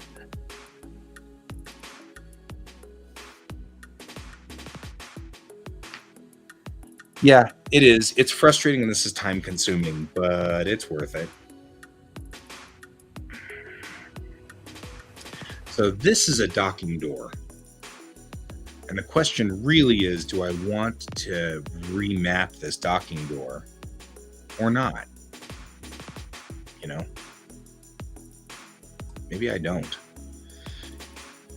I keep remapping everything, but maybe I don't want to remap stuff. You're done. All right, good. That window's done.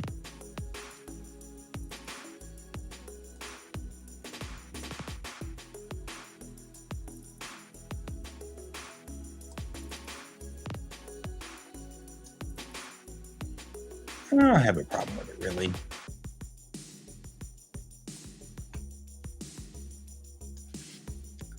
This is a lot of work, but it's worth it.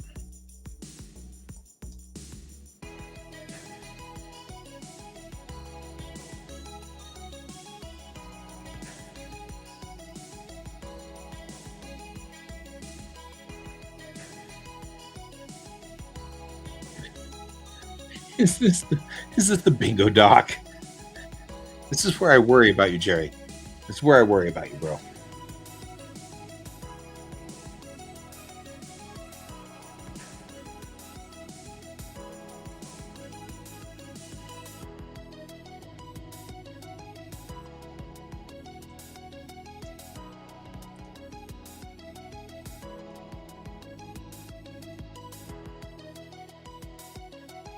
We all know the bingo doc is down the street. Come on.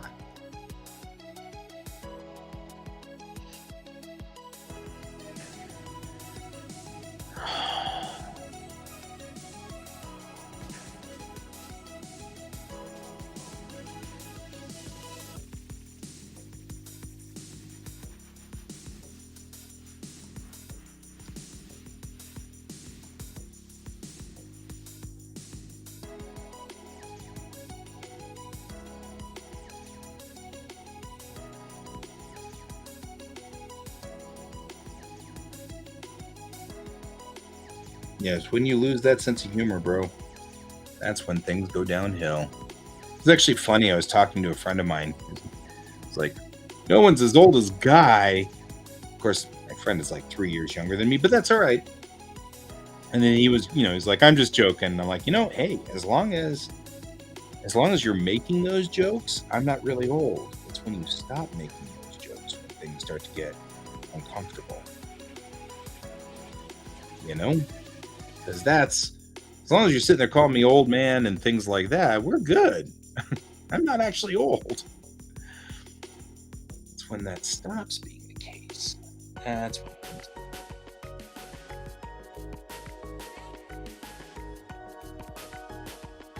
I do not like the fact that I'm aging out of the workforce. That's not cool.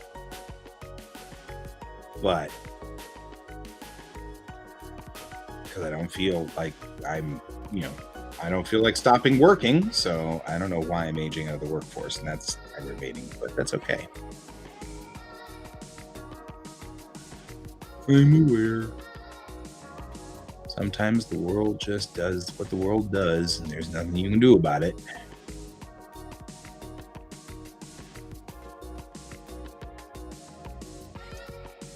I mean, part of this is that there's, and I mean, we figured it out to some degree because we've got, retirement and stuff like that. We realize that there's just a certain amount of nothing you can do at some point in time. You're just too old to do the work or whatever. And 'tis the nature of the beast, and society has to kind of take over and help you live, which, that's okay. problem is, I've never worked for a corporation, so I don't have a lot in the way of retirement going for me.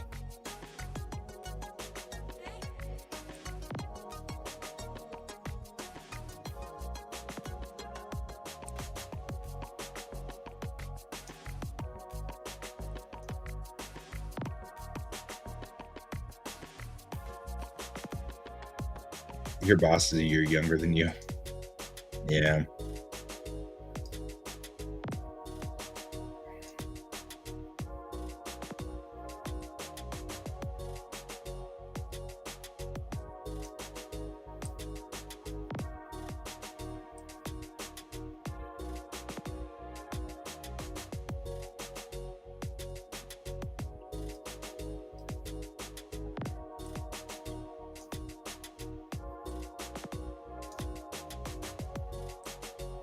There we go. I'm just grabbing all these pieces here because, oh no, crap.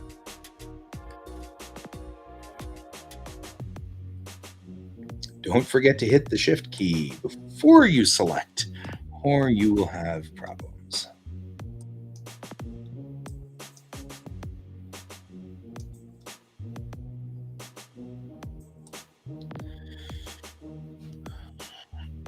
There's a lot of little windows in here.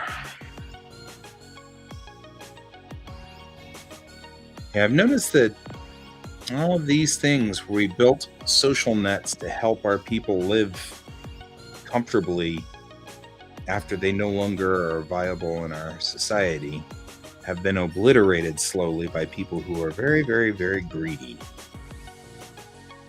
And it ends up with people not having any retirement.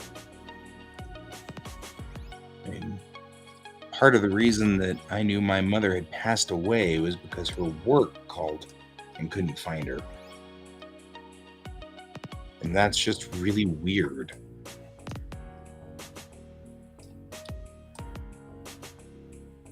And because she was in her 50s, she was working at a gas station. She still needed to pay rent somehow. She had no retirement. She couldn't afford medical. She couldn't afford retirement. And it's just brutal. The world's rough. She worked a lot. She put in a lot of time and effort into our society and did good things in our society. And our society let her just die. That's just kind of weird. Not weird, horrible. I mean, I've come to grips with it because it was 20 years ago now, which is also kind of strange, by the way, to think that that was 20 years ago, but it was 2002. That's a long time ago. Yep. You're not going to get any argument out of me on that one. We were doing good. Then we got a bunch of people who thought, hey, you know what? We could probably get that money. And then what would happen? We wouldn't have to worry.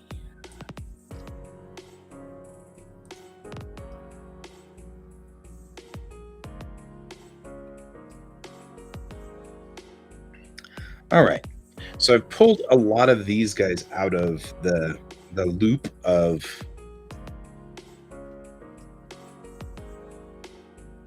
what's kind of going on here. Like, I think we still need you out here, but that's okay. I don't know. You don't look like you're black. All right. We'll go ahead and make you black too. Cool.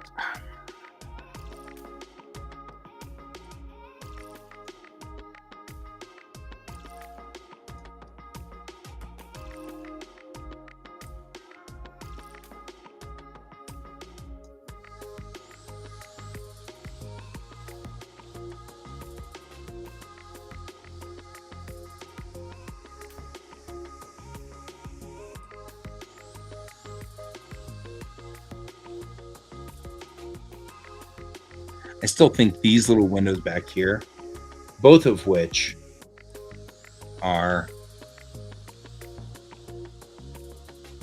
based around the captain's quarters are probably more emergency egress than they are viable windows. The more I think about it, the more I'm like that. Because you can see just looking out these windows that the view is not exactly very stellar. And that's actually a joke. That's a good joke, even.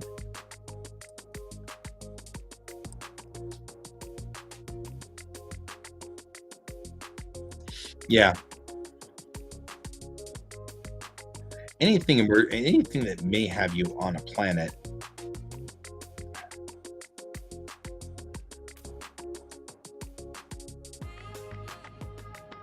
it's useful to have egress windows.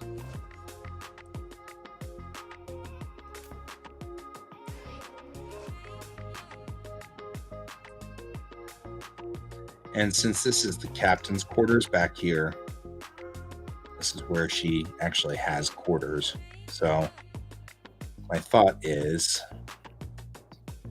it's probably more of a safety feature than it is an actual thing. And the fact that she looks out onto the gravity sails and the gravity blades is probably not a big deal.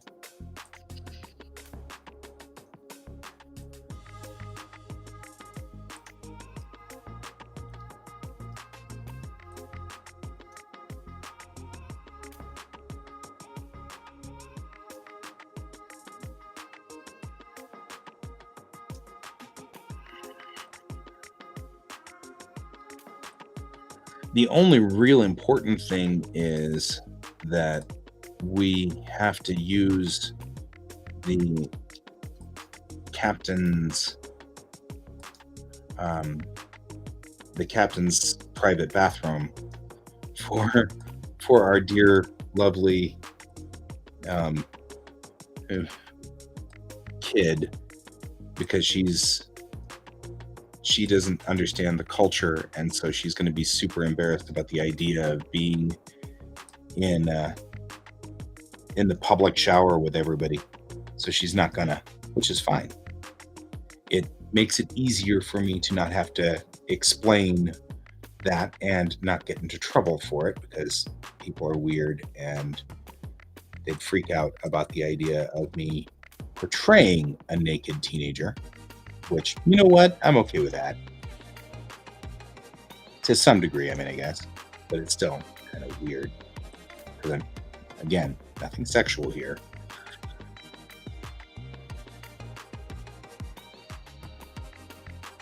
My ongoing war with censorship.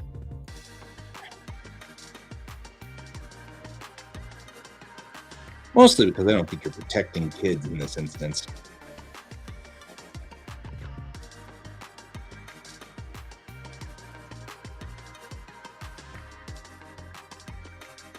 Not because of anything else. Not because I think we need to portray naked teenagers necessarily. Just more along the lines of, I don't think that's doing the job you think it's doing.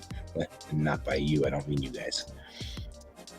Just grumbling on free associating thought processes here.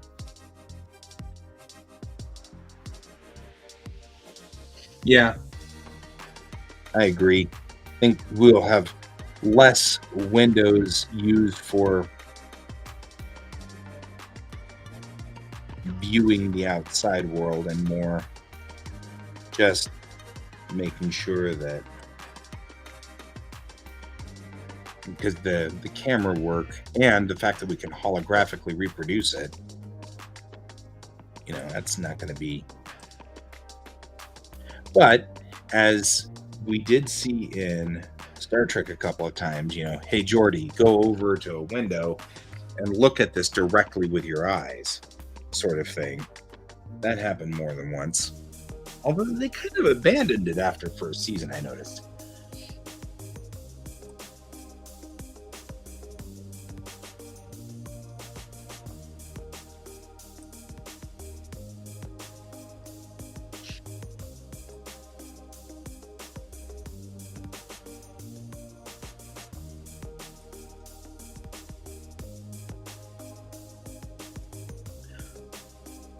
because that was all about, you know,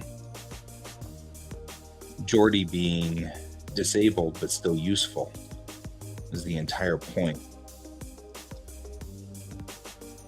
Because that was the agenda that they were pushing at that time, which is why I get a kick out of people who say Star Trek's pushing an agenda and shouldn't. I'm like, Star Trek has always pushed an agenda. Star Trek has always been woke. That has never changed. You know, you just didn't catch it. But Star Trek has always been that way.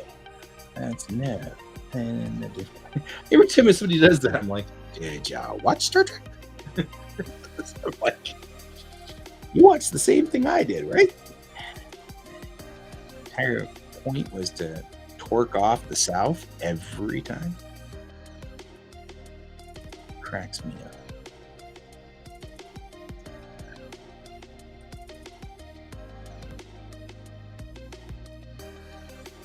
Yep. Star Trek's always been woke. And I'm okay with that.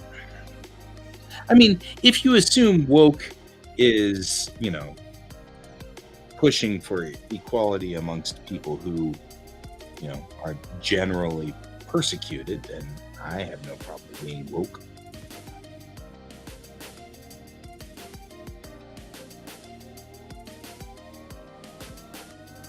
I have no issue with that.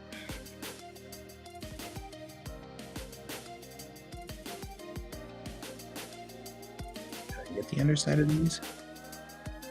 Not 100% sure.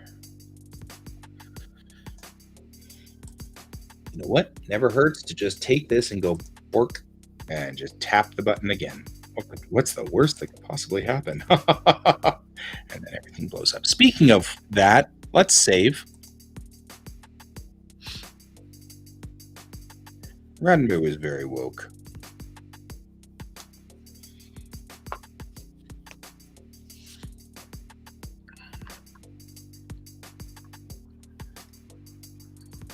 And I feel like people who don't understand that get into Star Trek and then they're like, what's going on, man? This is so woke. I'm like, it's always been woke. And it's okay to gripe about it and feel like that's a thing, but I don't know.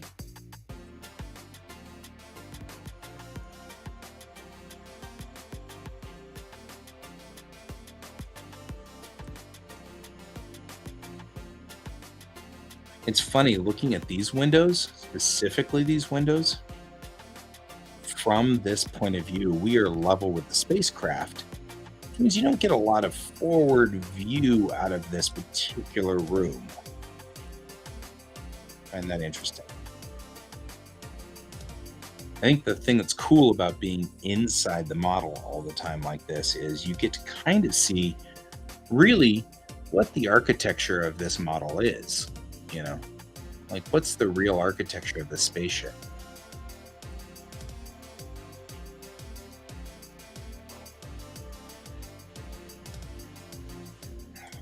What's going on in here? Always kind of makes me think, you know, are there people that sit in this forward lounge and just drink coffee and watch the stars go by above them? I would totally do that. It's so cool. Probably a Starbucks in here too.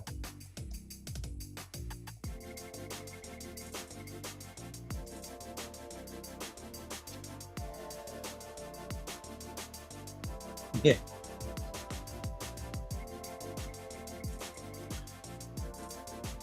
Well, this is on the back spine, so I don't know if that would help us any.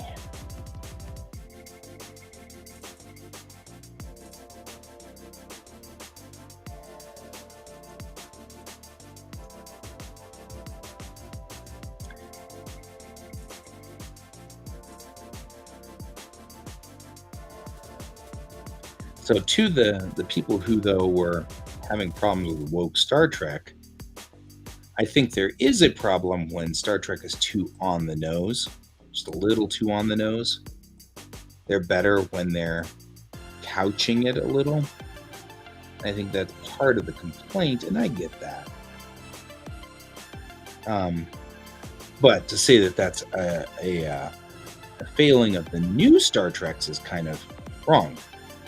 Even the original series had one or two where it was straight on the nose, and those aren't the best episodes.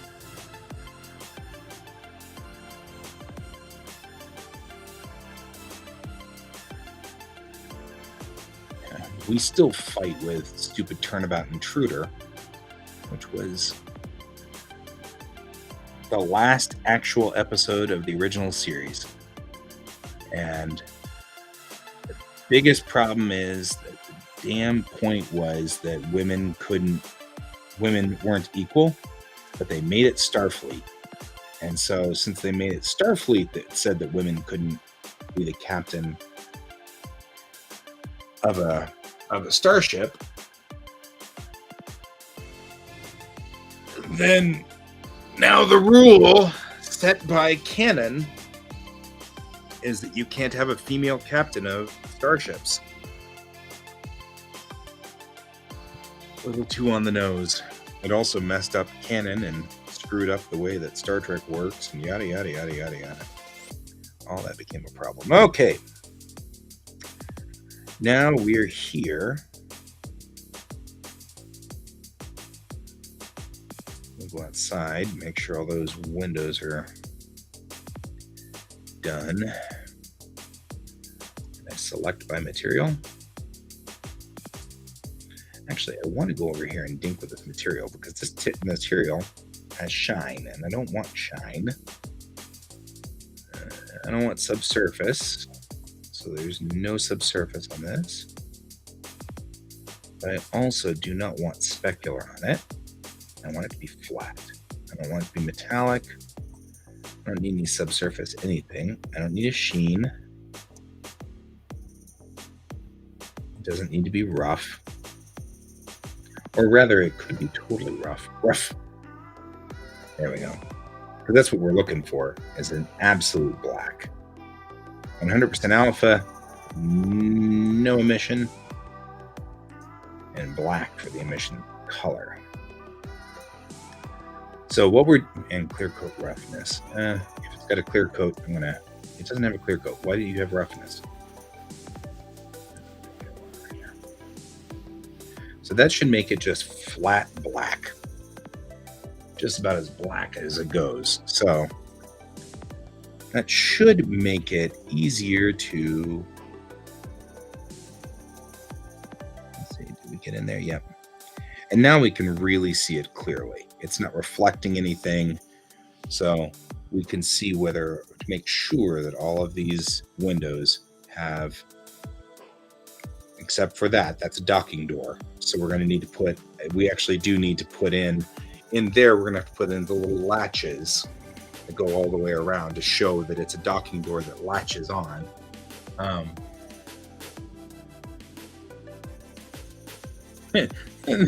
Never said no.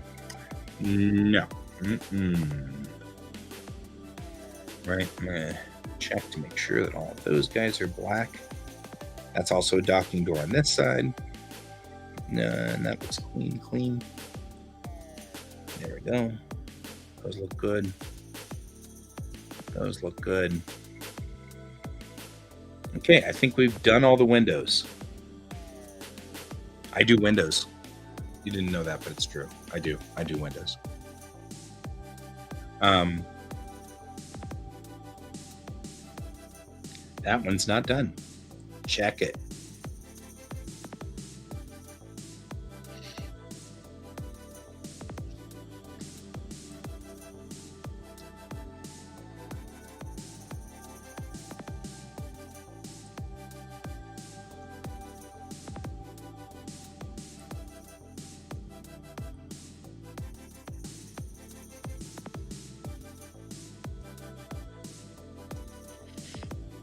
There we go.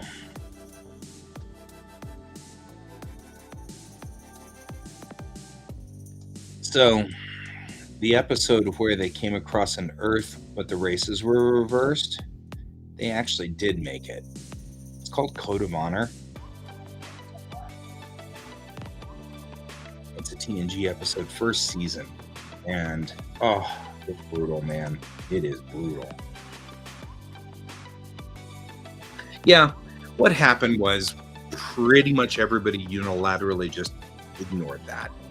They just dumped it. And rightfully so. That's a stupid idea. And now we need to have a discussion about YouTube right here. Bring YouTube right there. And we need to go over here and have that same discussion with YouTube. Oh. Hey-yo.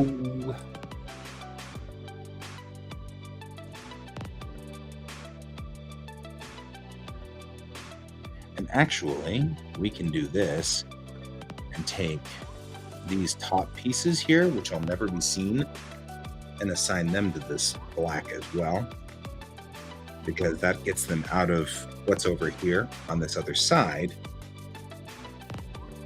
I see a red thing and I wanna paint it black. There you go. So we need to mess with those. Freaking sharp back there too.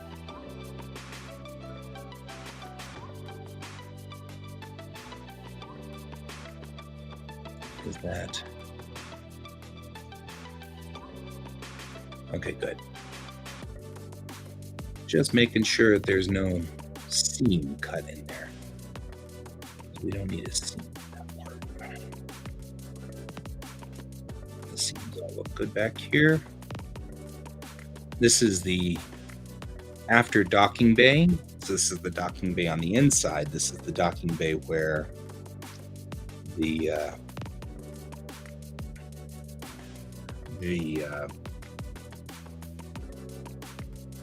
once, and I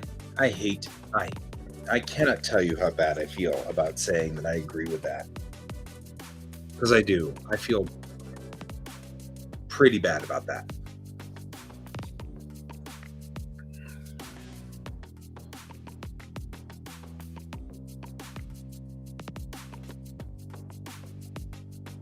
All right, because I love Roddenberry. I mean, you know, he's my hero. He made Star Trek. Everything that I sort of stand for is because of Roddenberry in a lot of ways. All right. And it hurts to say that Star Trek got better when he was sidelined. But it did. All right. Looking around the spacecraft, all looks good. I'm going to do a little bit of adjustment to put these doors where they belong.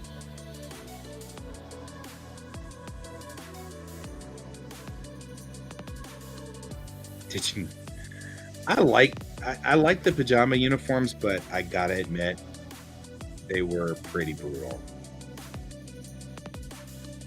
And listening to the TNG cast talk about him, you can kind of see that they weren't hot on it, you know?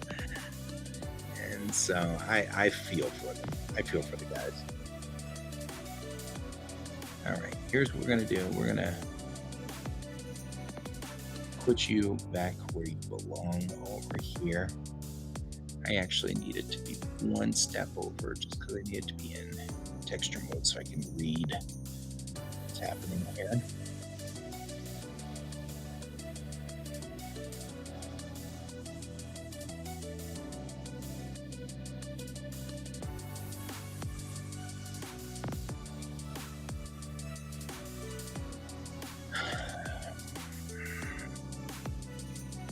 I didn't mind the pajama uniforms too much, I guess.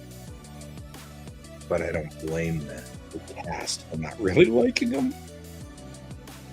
The thing that really is funny, and I always find this hysterical, is my TNG crush was always Deanna Troi. And I know that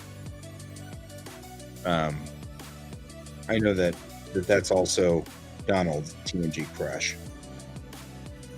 And they always put her in these weird catsuit things, and or whatever. And at one point in time, we get an admiral on board who tells her to put a real uniform on. And you know what? She's sexier with uniform on.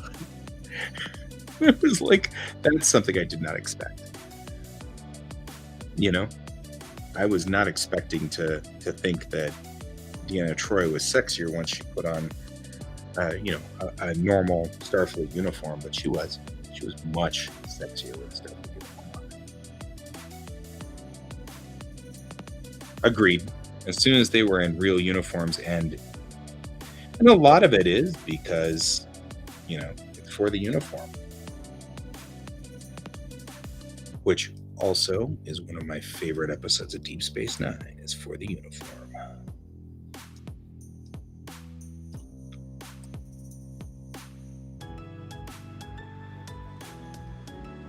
I love that episode.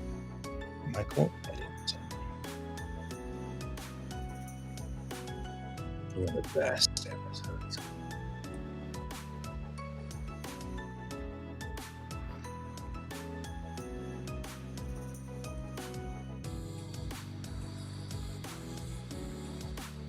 That one's one that also makes you really think. And it's one of the ones that I think of a lot whenever we talk about politics today and how politics are and stuff like that. For the uniform is the one that always comes to mind for me. Eddington was absolutely sure he was right. And doing the right thing. Even though he was absolutely betraying his uniform. It's one of my favorites.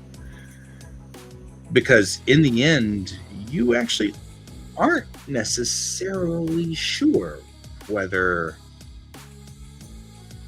Cisco is right. You're not 100% sure. It's such a good episode. Inside the wing? No.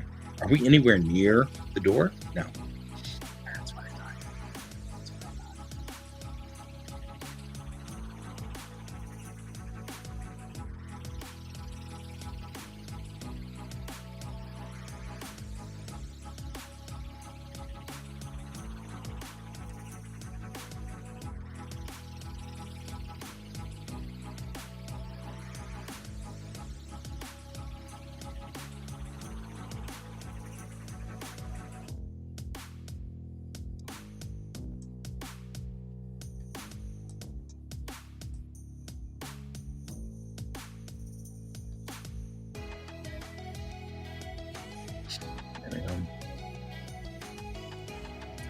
Well, we also had to find our feet, right?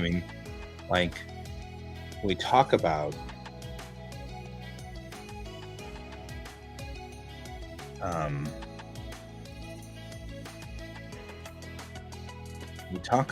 where Star Trek is in relation to itself, and had to find its feet.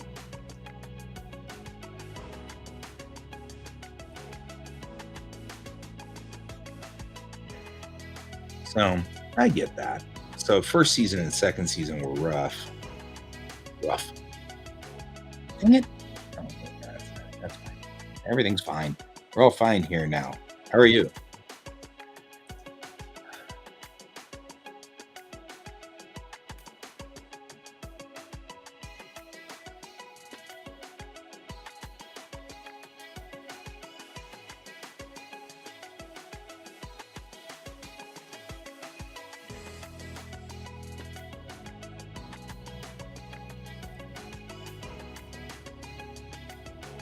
Okay. Seal that up.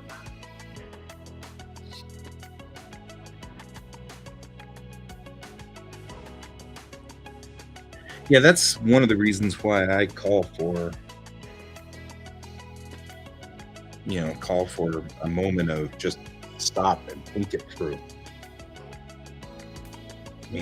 Even last night was interesting because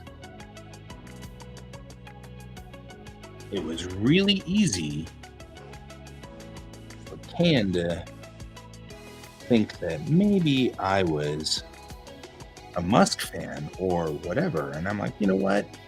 SpaceX has been doing good. And I think even you, Bob, were looking up stuff that, was like, well, I mean, were they really violating stuff, or is this one of those, ooh, I don't think we did the right thing, but it was unintentional and accidental? You know what I mean? It's like, I don't know. I really don't. And I get it. It's hard.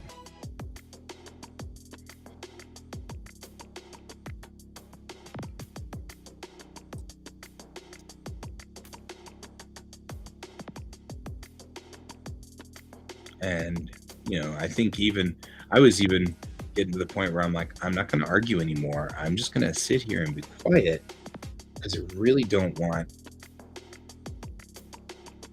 to get into that whose side are you on argument. And yeah, my rules and regulations have never changed. I am perpetually on the side of space flight. I don't care. And I mean, I do care whether you're mistreating people or whatever, but if you're going to make a claim like that, I kind of want to know. See, I think there's more than one layer in here. I feel like some of this is part of this part here, because like this doesn't need. That does. This doesn't. Right?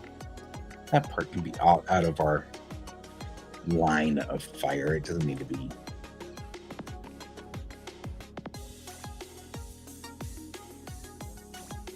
Yeah, I mean, and neither do I. And it's not faulting Kayan at all. I see where he's coming from, and I understand. I understand the points he's trying to make, and I'm not trying to argue with him. On the flip side,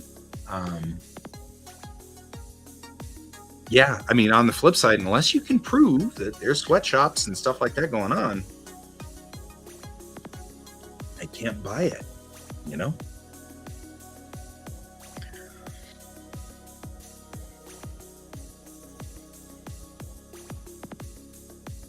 Okay, we got to put those flaps back down. I just don't want them to freak out again.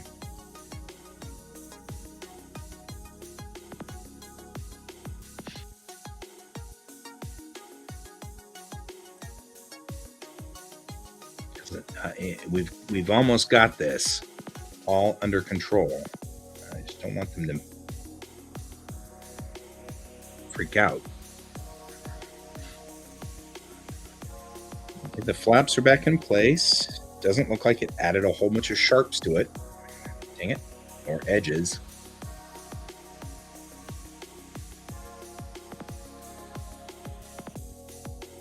And raise it up. Flap to put them into place, but that doesn't really, it's okay as long as they're roughly in place. Move it back.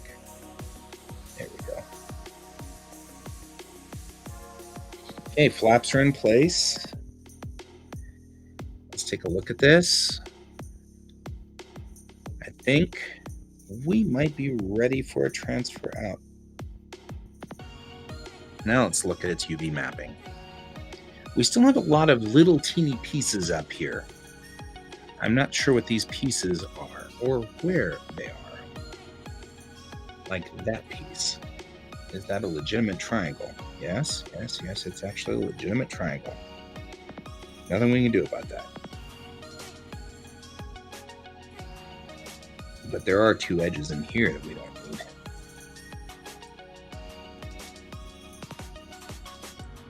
Right? That'll help loosen up a little bit in there. Go to the other side, because that means if it's on that side, it's on this side too.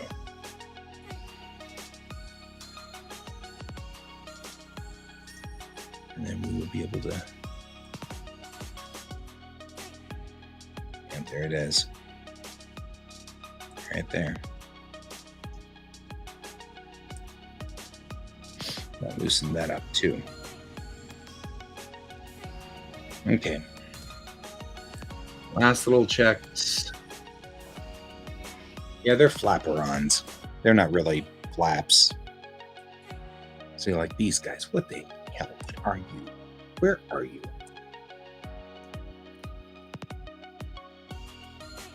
Right there? What? Yeah, see, this is where I'm like, there's like 60 of you, aren't there?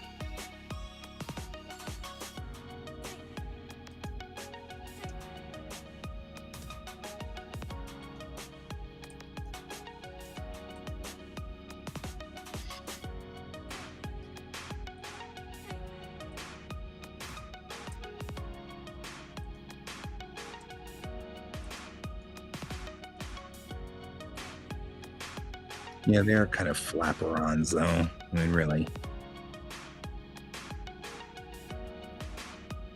There's a number of these that are like this.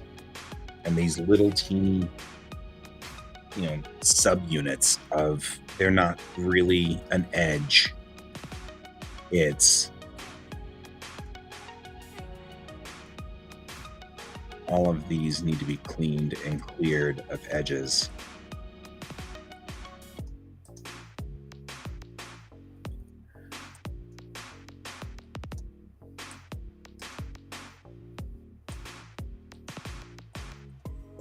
Because this is a defect right here,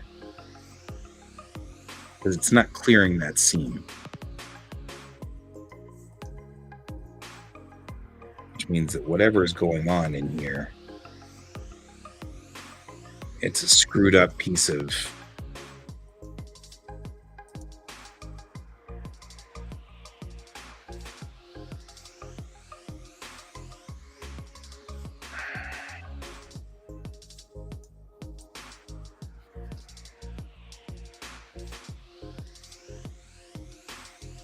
like this one.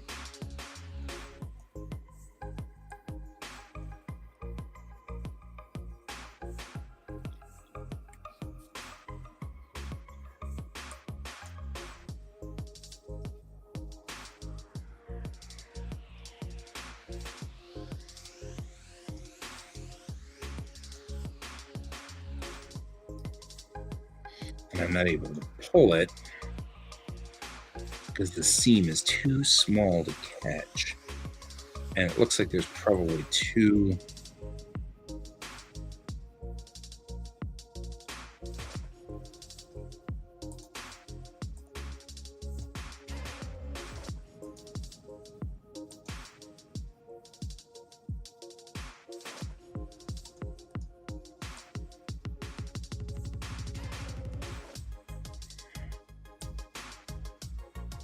which then makes me go, what the heck are you? What the heck are you? And why? Why are you your own thing? Stop doing it. That means that there's a seam here that I can't see, or a seam here. I can't see it. Oh, so frustrating.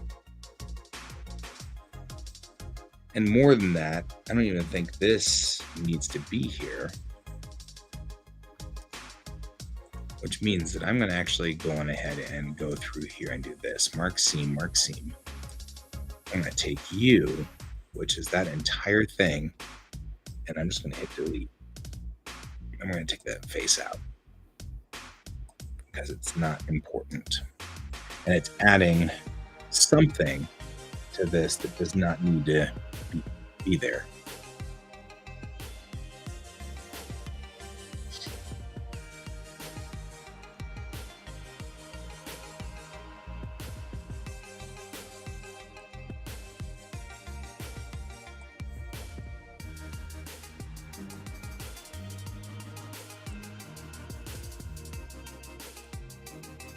Oh, man. I think it's inherent when you make a model of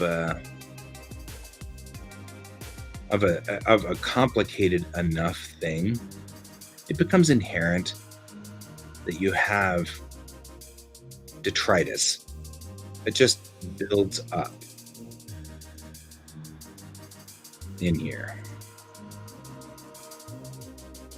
Because we've got two seams that are right here.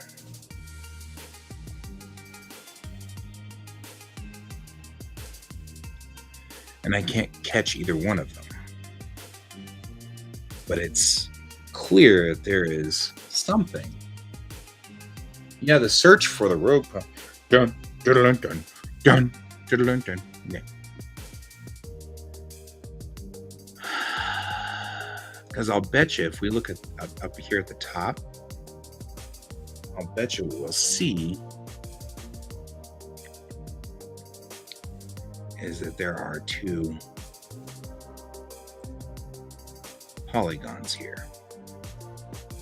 That's it right there. See that? Which now means that I could probably do this, clear that seam, and now finally clear this seam. That's rough. And I don't think I even cleared it. I think there's probably even another point in here. There isn't. Man, trying to get these seams to go away is becoming really brutal. It really doesn't want to do it.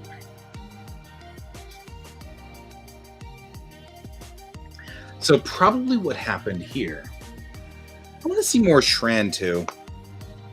Probably what actually occurred at this point here is that I tried to extrude at some point down the road, and it didn't want to take it.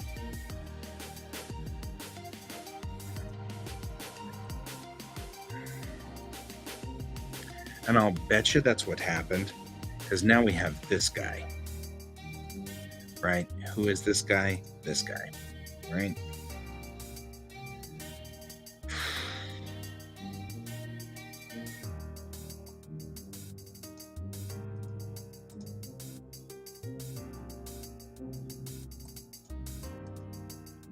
And I can't kill this other seam. So I'm going to go down here and check for its points.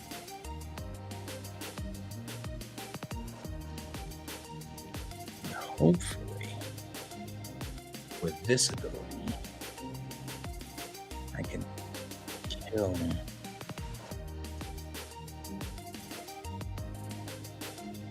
There. Whoa! That took a lot of effort to kill that one seam on something that's really ridiculously small, right? All it is this forward piece here. But boy, that took a lot of effort to kill that one stupid seam.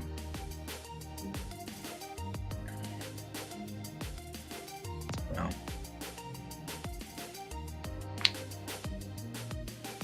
yeah, it's only, well, Jeffrey Combs has already been in the new shows. So, because of course, he has. You know that. He's been in Lower Decks as the maniacal supercomputer.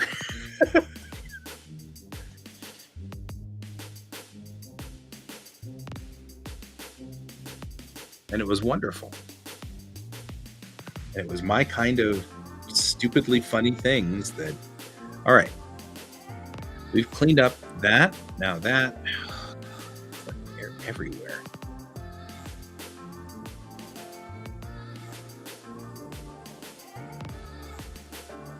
Just little teeny things. I feel like, yeah, like this one doesn't, oh God. Yeah, maybe this is relatively easy to kill. It was relatively easy to kill.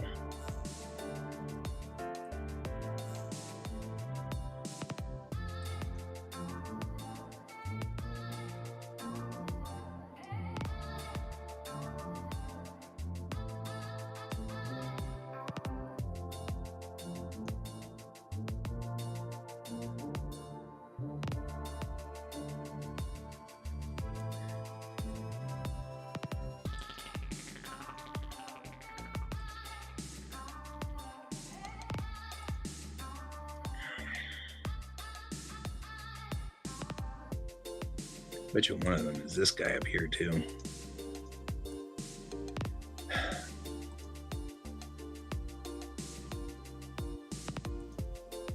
There we go. I'm just trying to get rid of all the little, obviously one little dot errors. You, who are you? Right?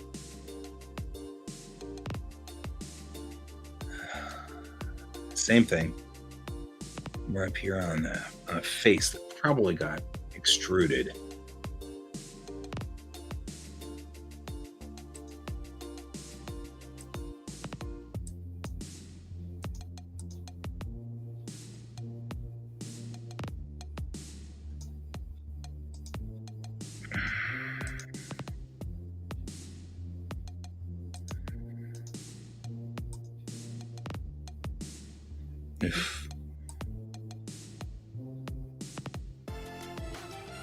It's doubling up on that wing. So I think early on, I kept hitting the E key, which extrudes, and then not doing anything with it. And what that did was that extruded it, but then didn't pull the object out. So I think that's what happened. And now we have a number of weird things where it's clear something has gone bonked, but we're not sure what, right?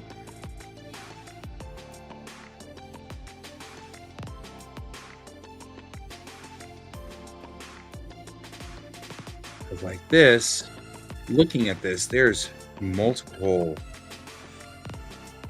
There's more here than if I delete the face and then delete this face. We still have a face, and that's part of the problem, right? So that's a little weird on the boxes there. That was a little strange. And part of maybe the issue between this whole thing. And the good news is this, even though it seems really irritating that we're doing all of this stuff, in a lot of ways, this is very useful in that it cleans up the weirdness. There we go.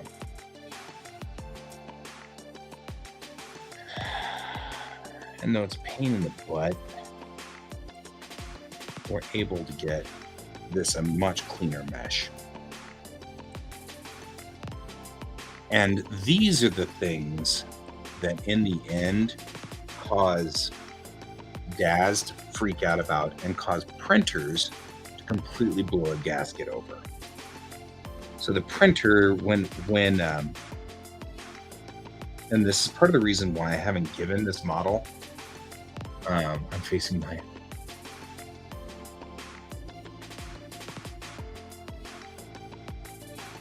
You mean all of the Ferengi? You know, one of those things. You're not wrong.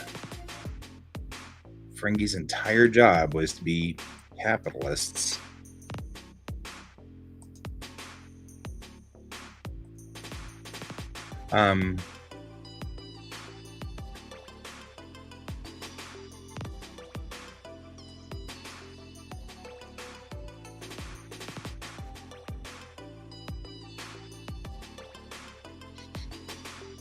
So like I said, this is a pain in the butt, but this will make it a printable model.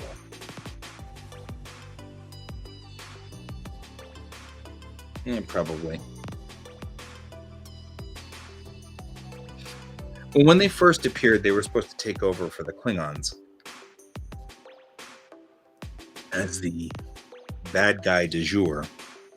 So they didn't have the things that, you know, we know and love about them going on.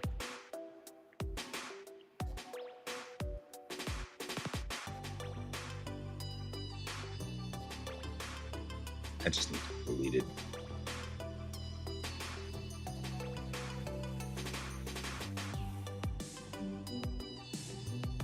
Whoa, that's not good.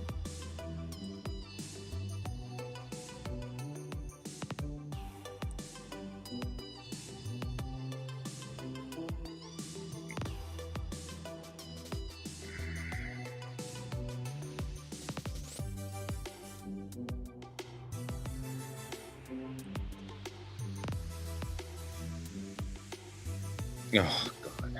The other side of this screwed up, too? No, it's not.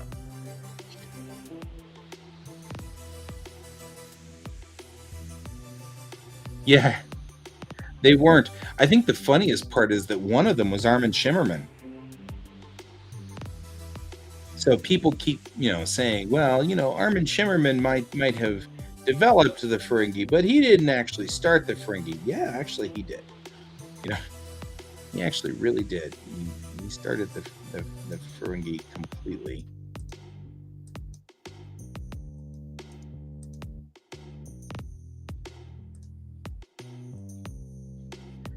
Okay, we're back to can't clear this scene.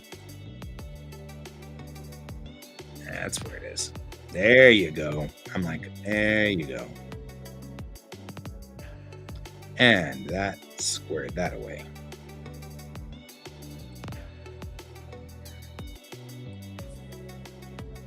You know what? I'm just going to leave you like you were. I found you. Leave you where I found you. That's all good. Oh, God. How many of these are there? Like this guy here.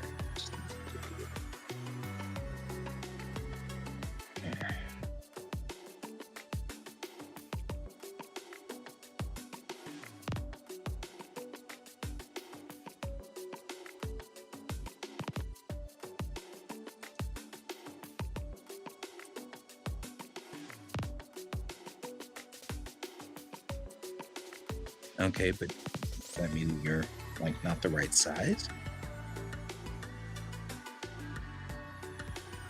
Because you seem like you should be a bigger size. Let's do UV average island scale. No? That's why I'm like, that seems like that should be... I don't know. Is there two of them? No. Why is it small?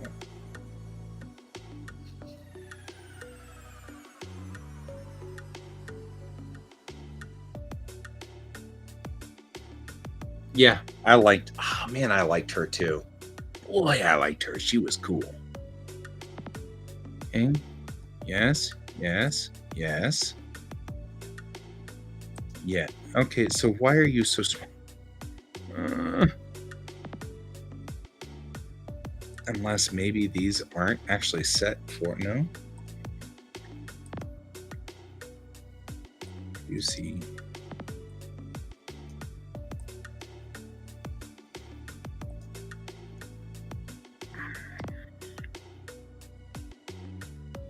I feel like there must be another side to this, because it's acting really weird. It shouldn't be over here at all. I mean, really, we really should not be seeing it.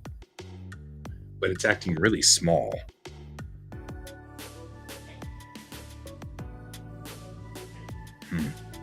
Weird.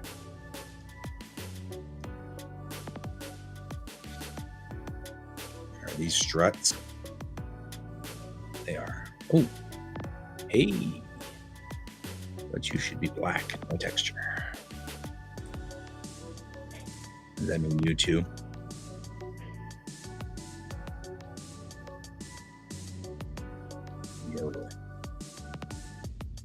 These no texture things, we want them to be off this grid as much as possible, because then it's not an issue anymore. Like, who are you? Where are you people? Okay, so you're supposed to be in black mode too. What about you? I'm gonna have to give up pretty soon here because I'm hungry.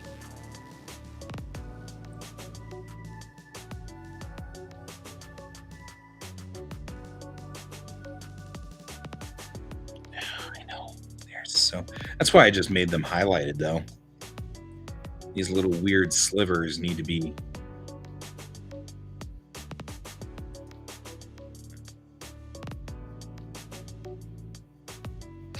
Because now I should be able to And if I might not be able to. But I should be able to take and say, select by material, right?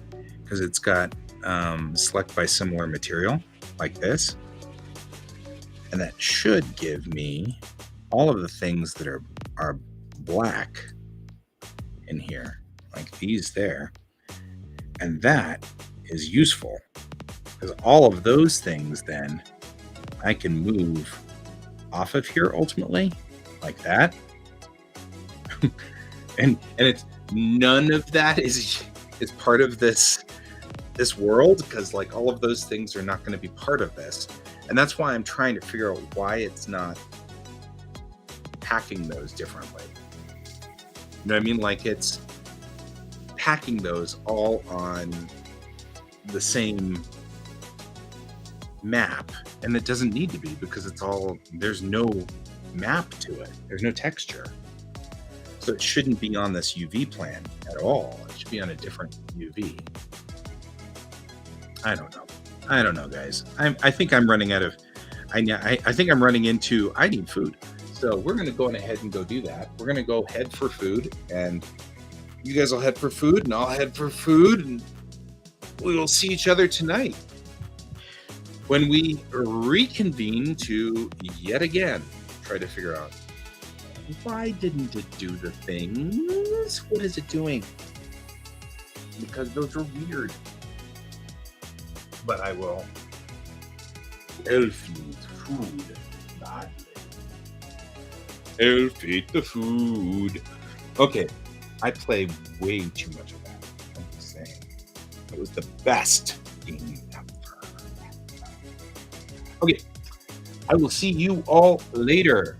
And as I said before, your eyes in the stars. Thanks for being here, Bob. Thanks for being here, Jerry. Thanks for being here. Well, I know that Brent was here for a while, but I think he went off to work again. Thanks for being here as well. And I'll see you guys later. Bye-bye.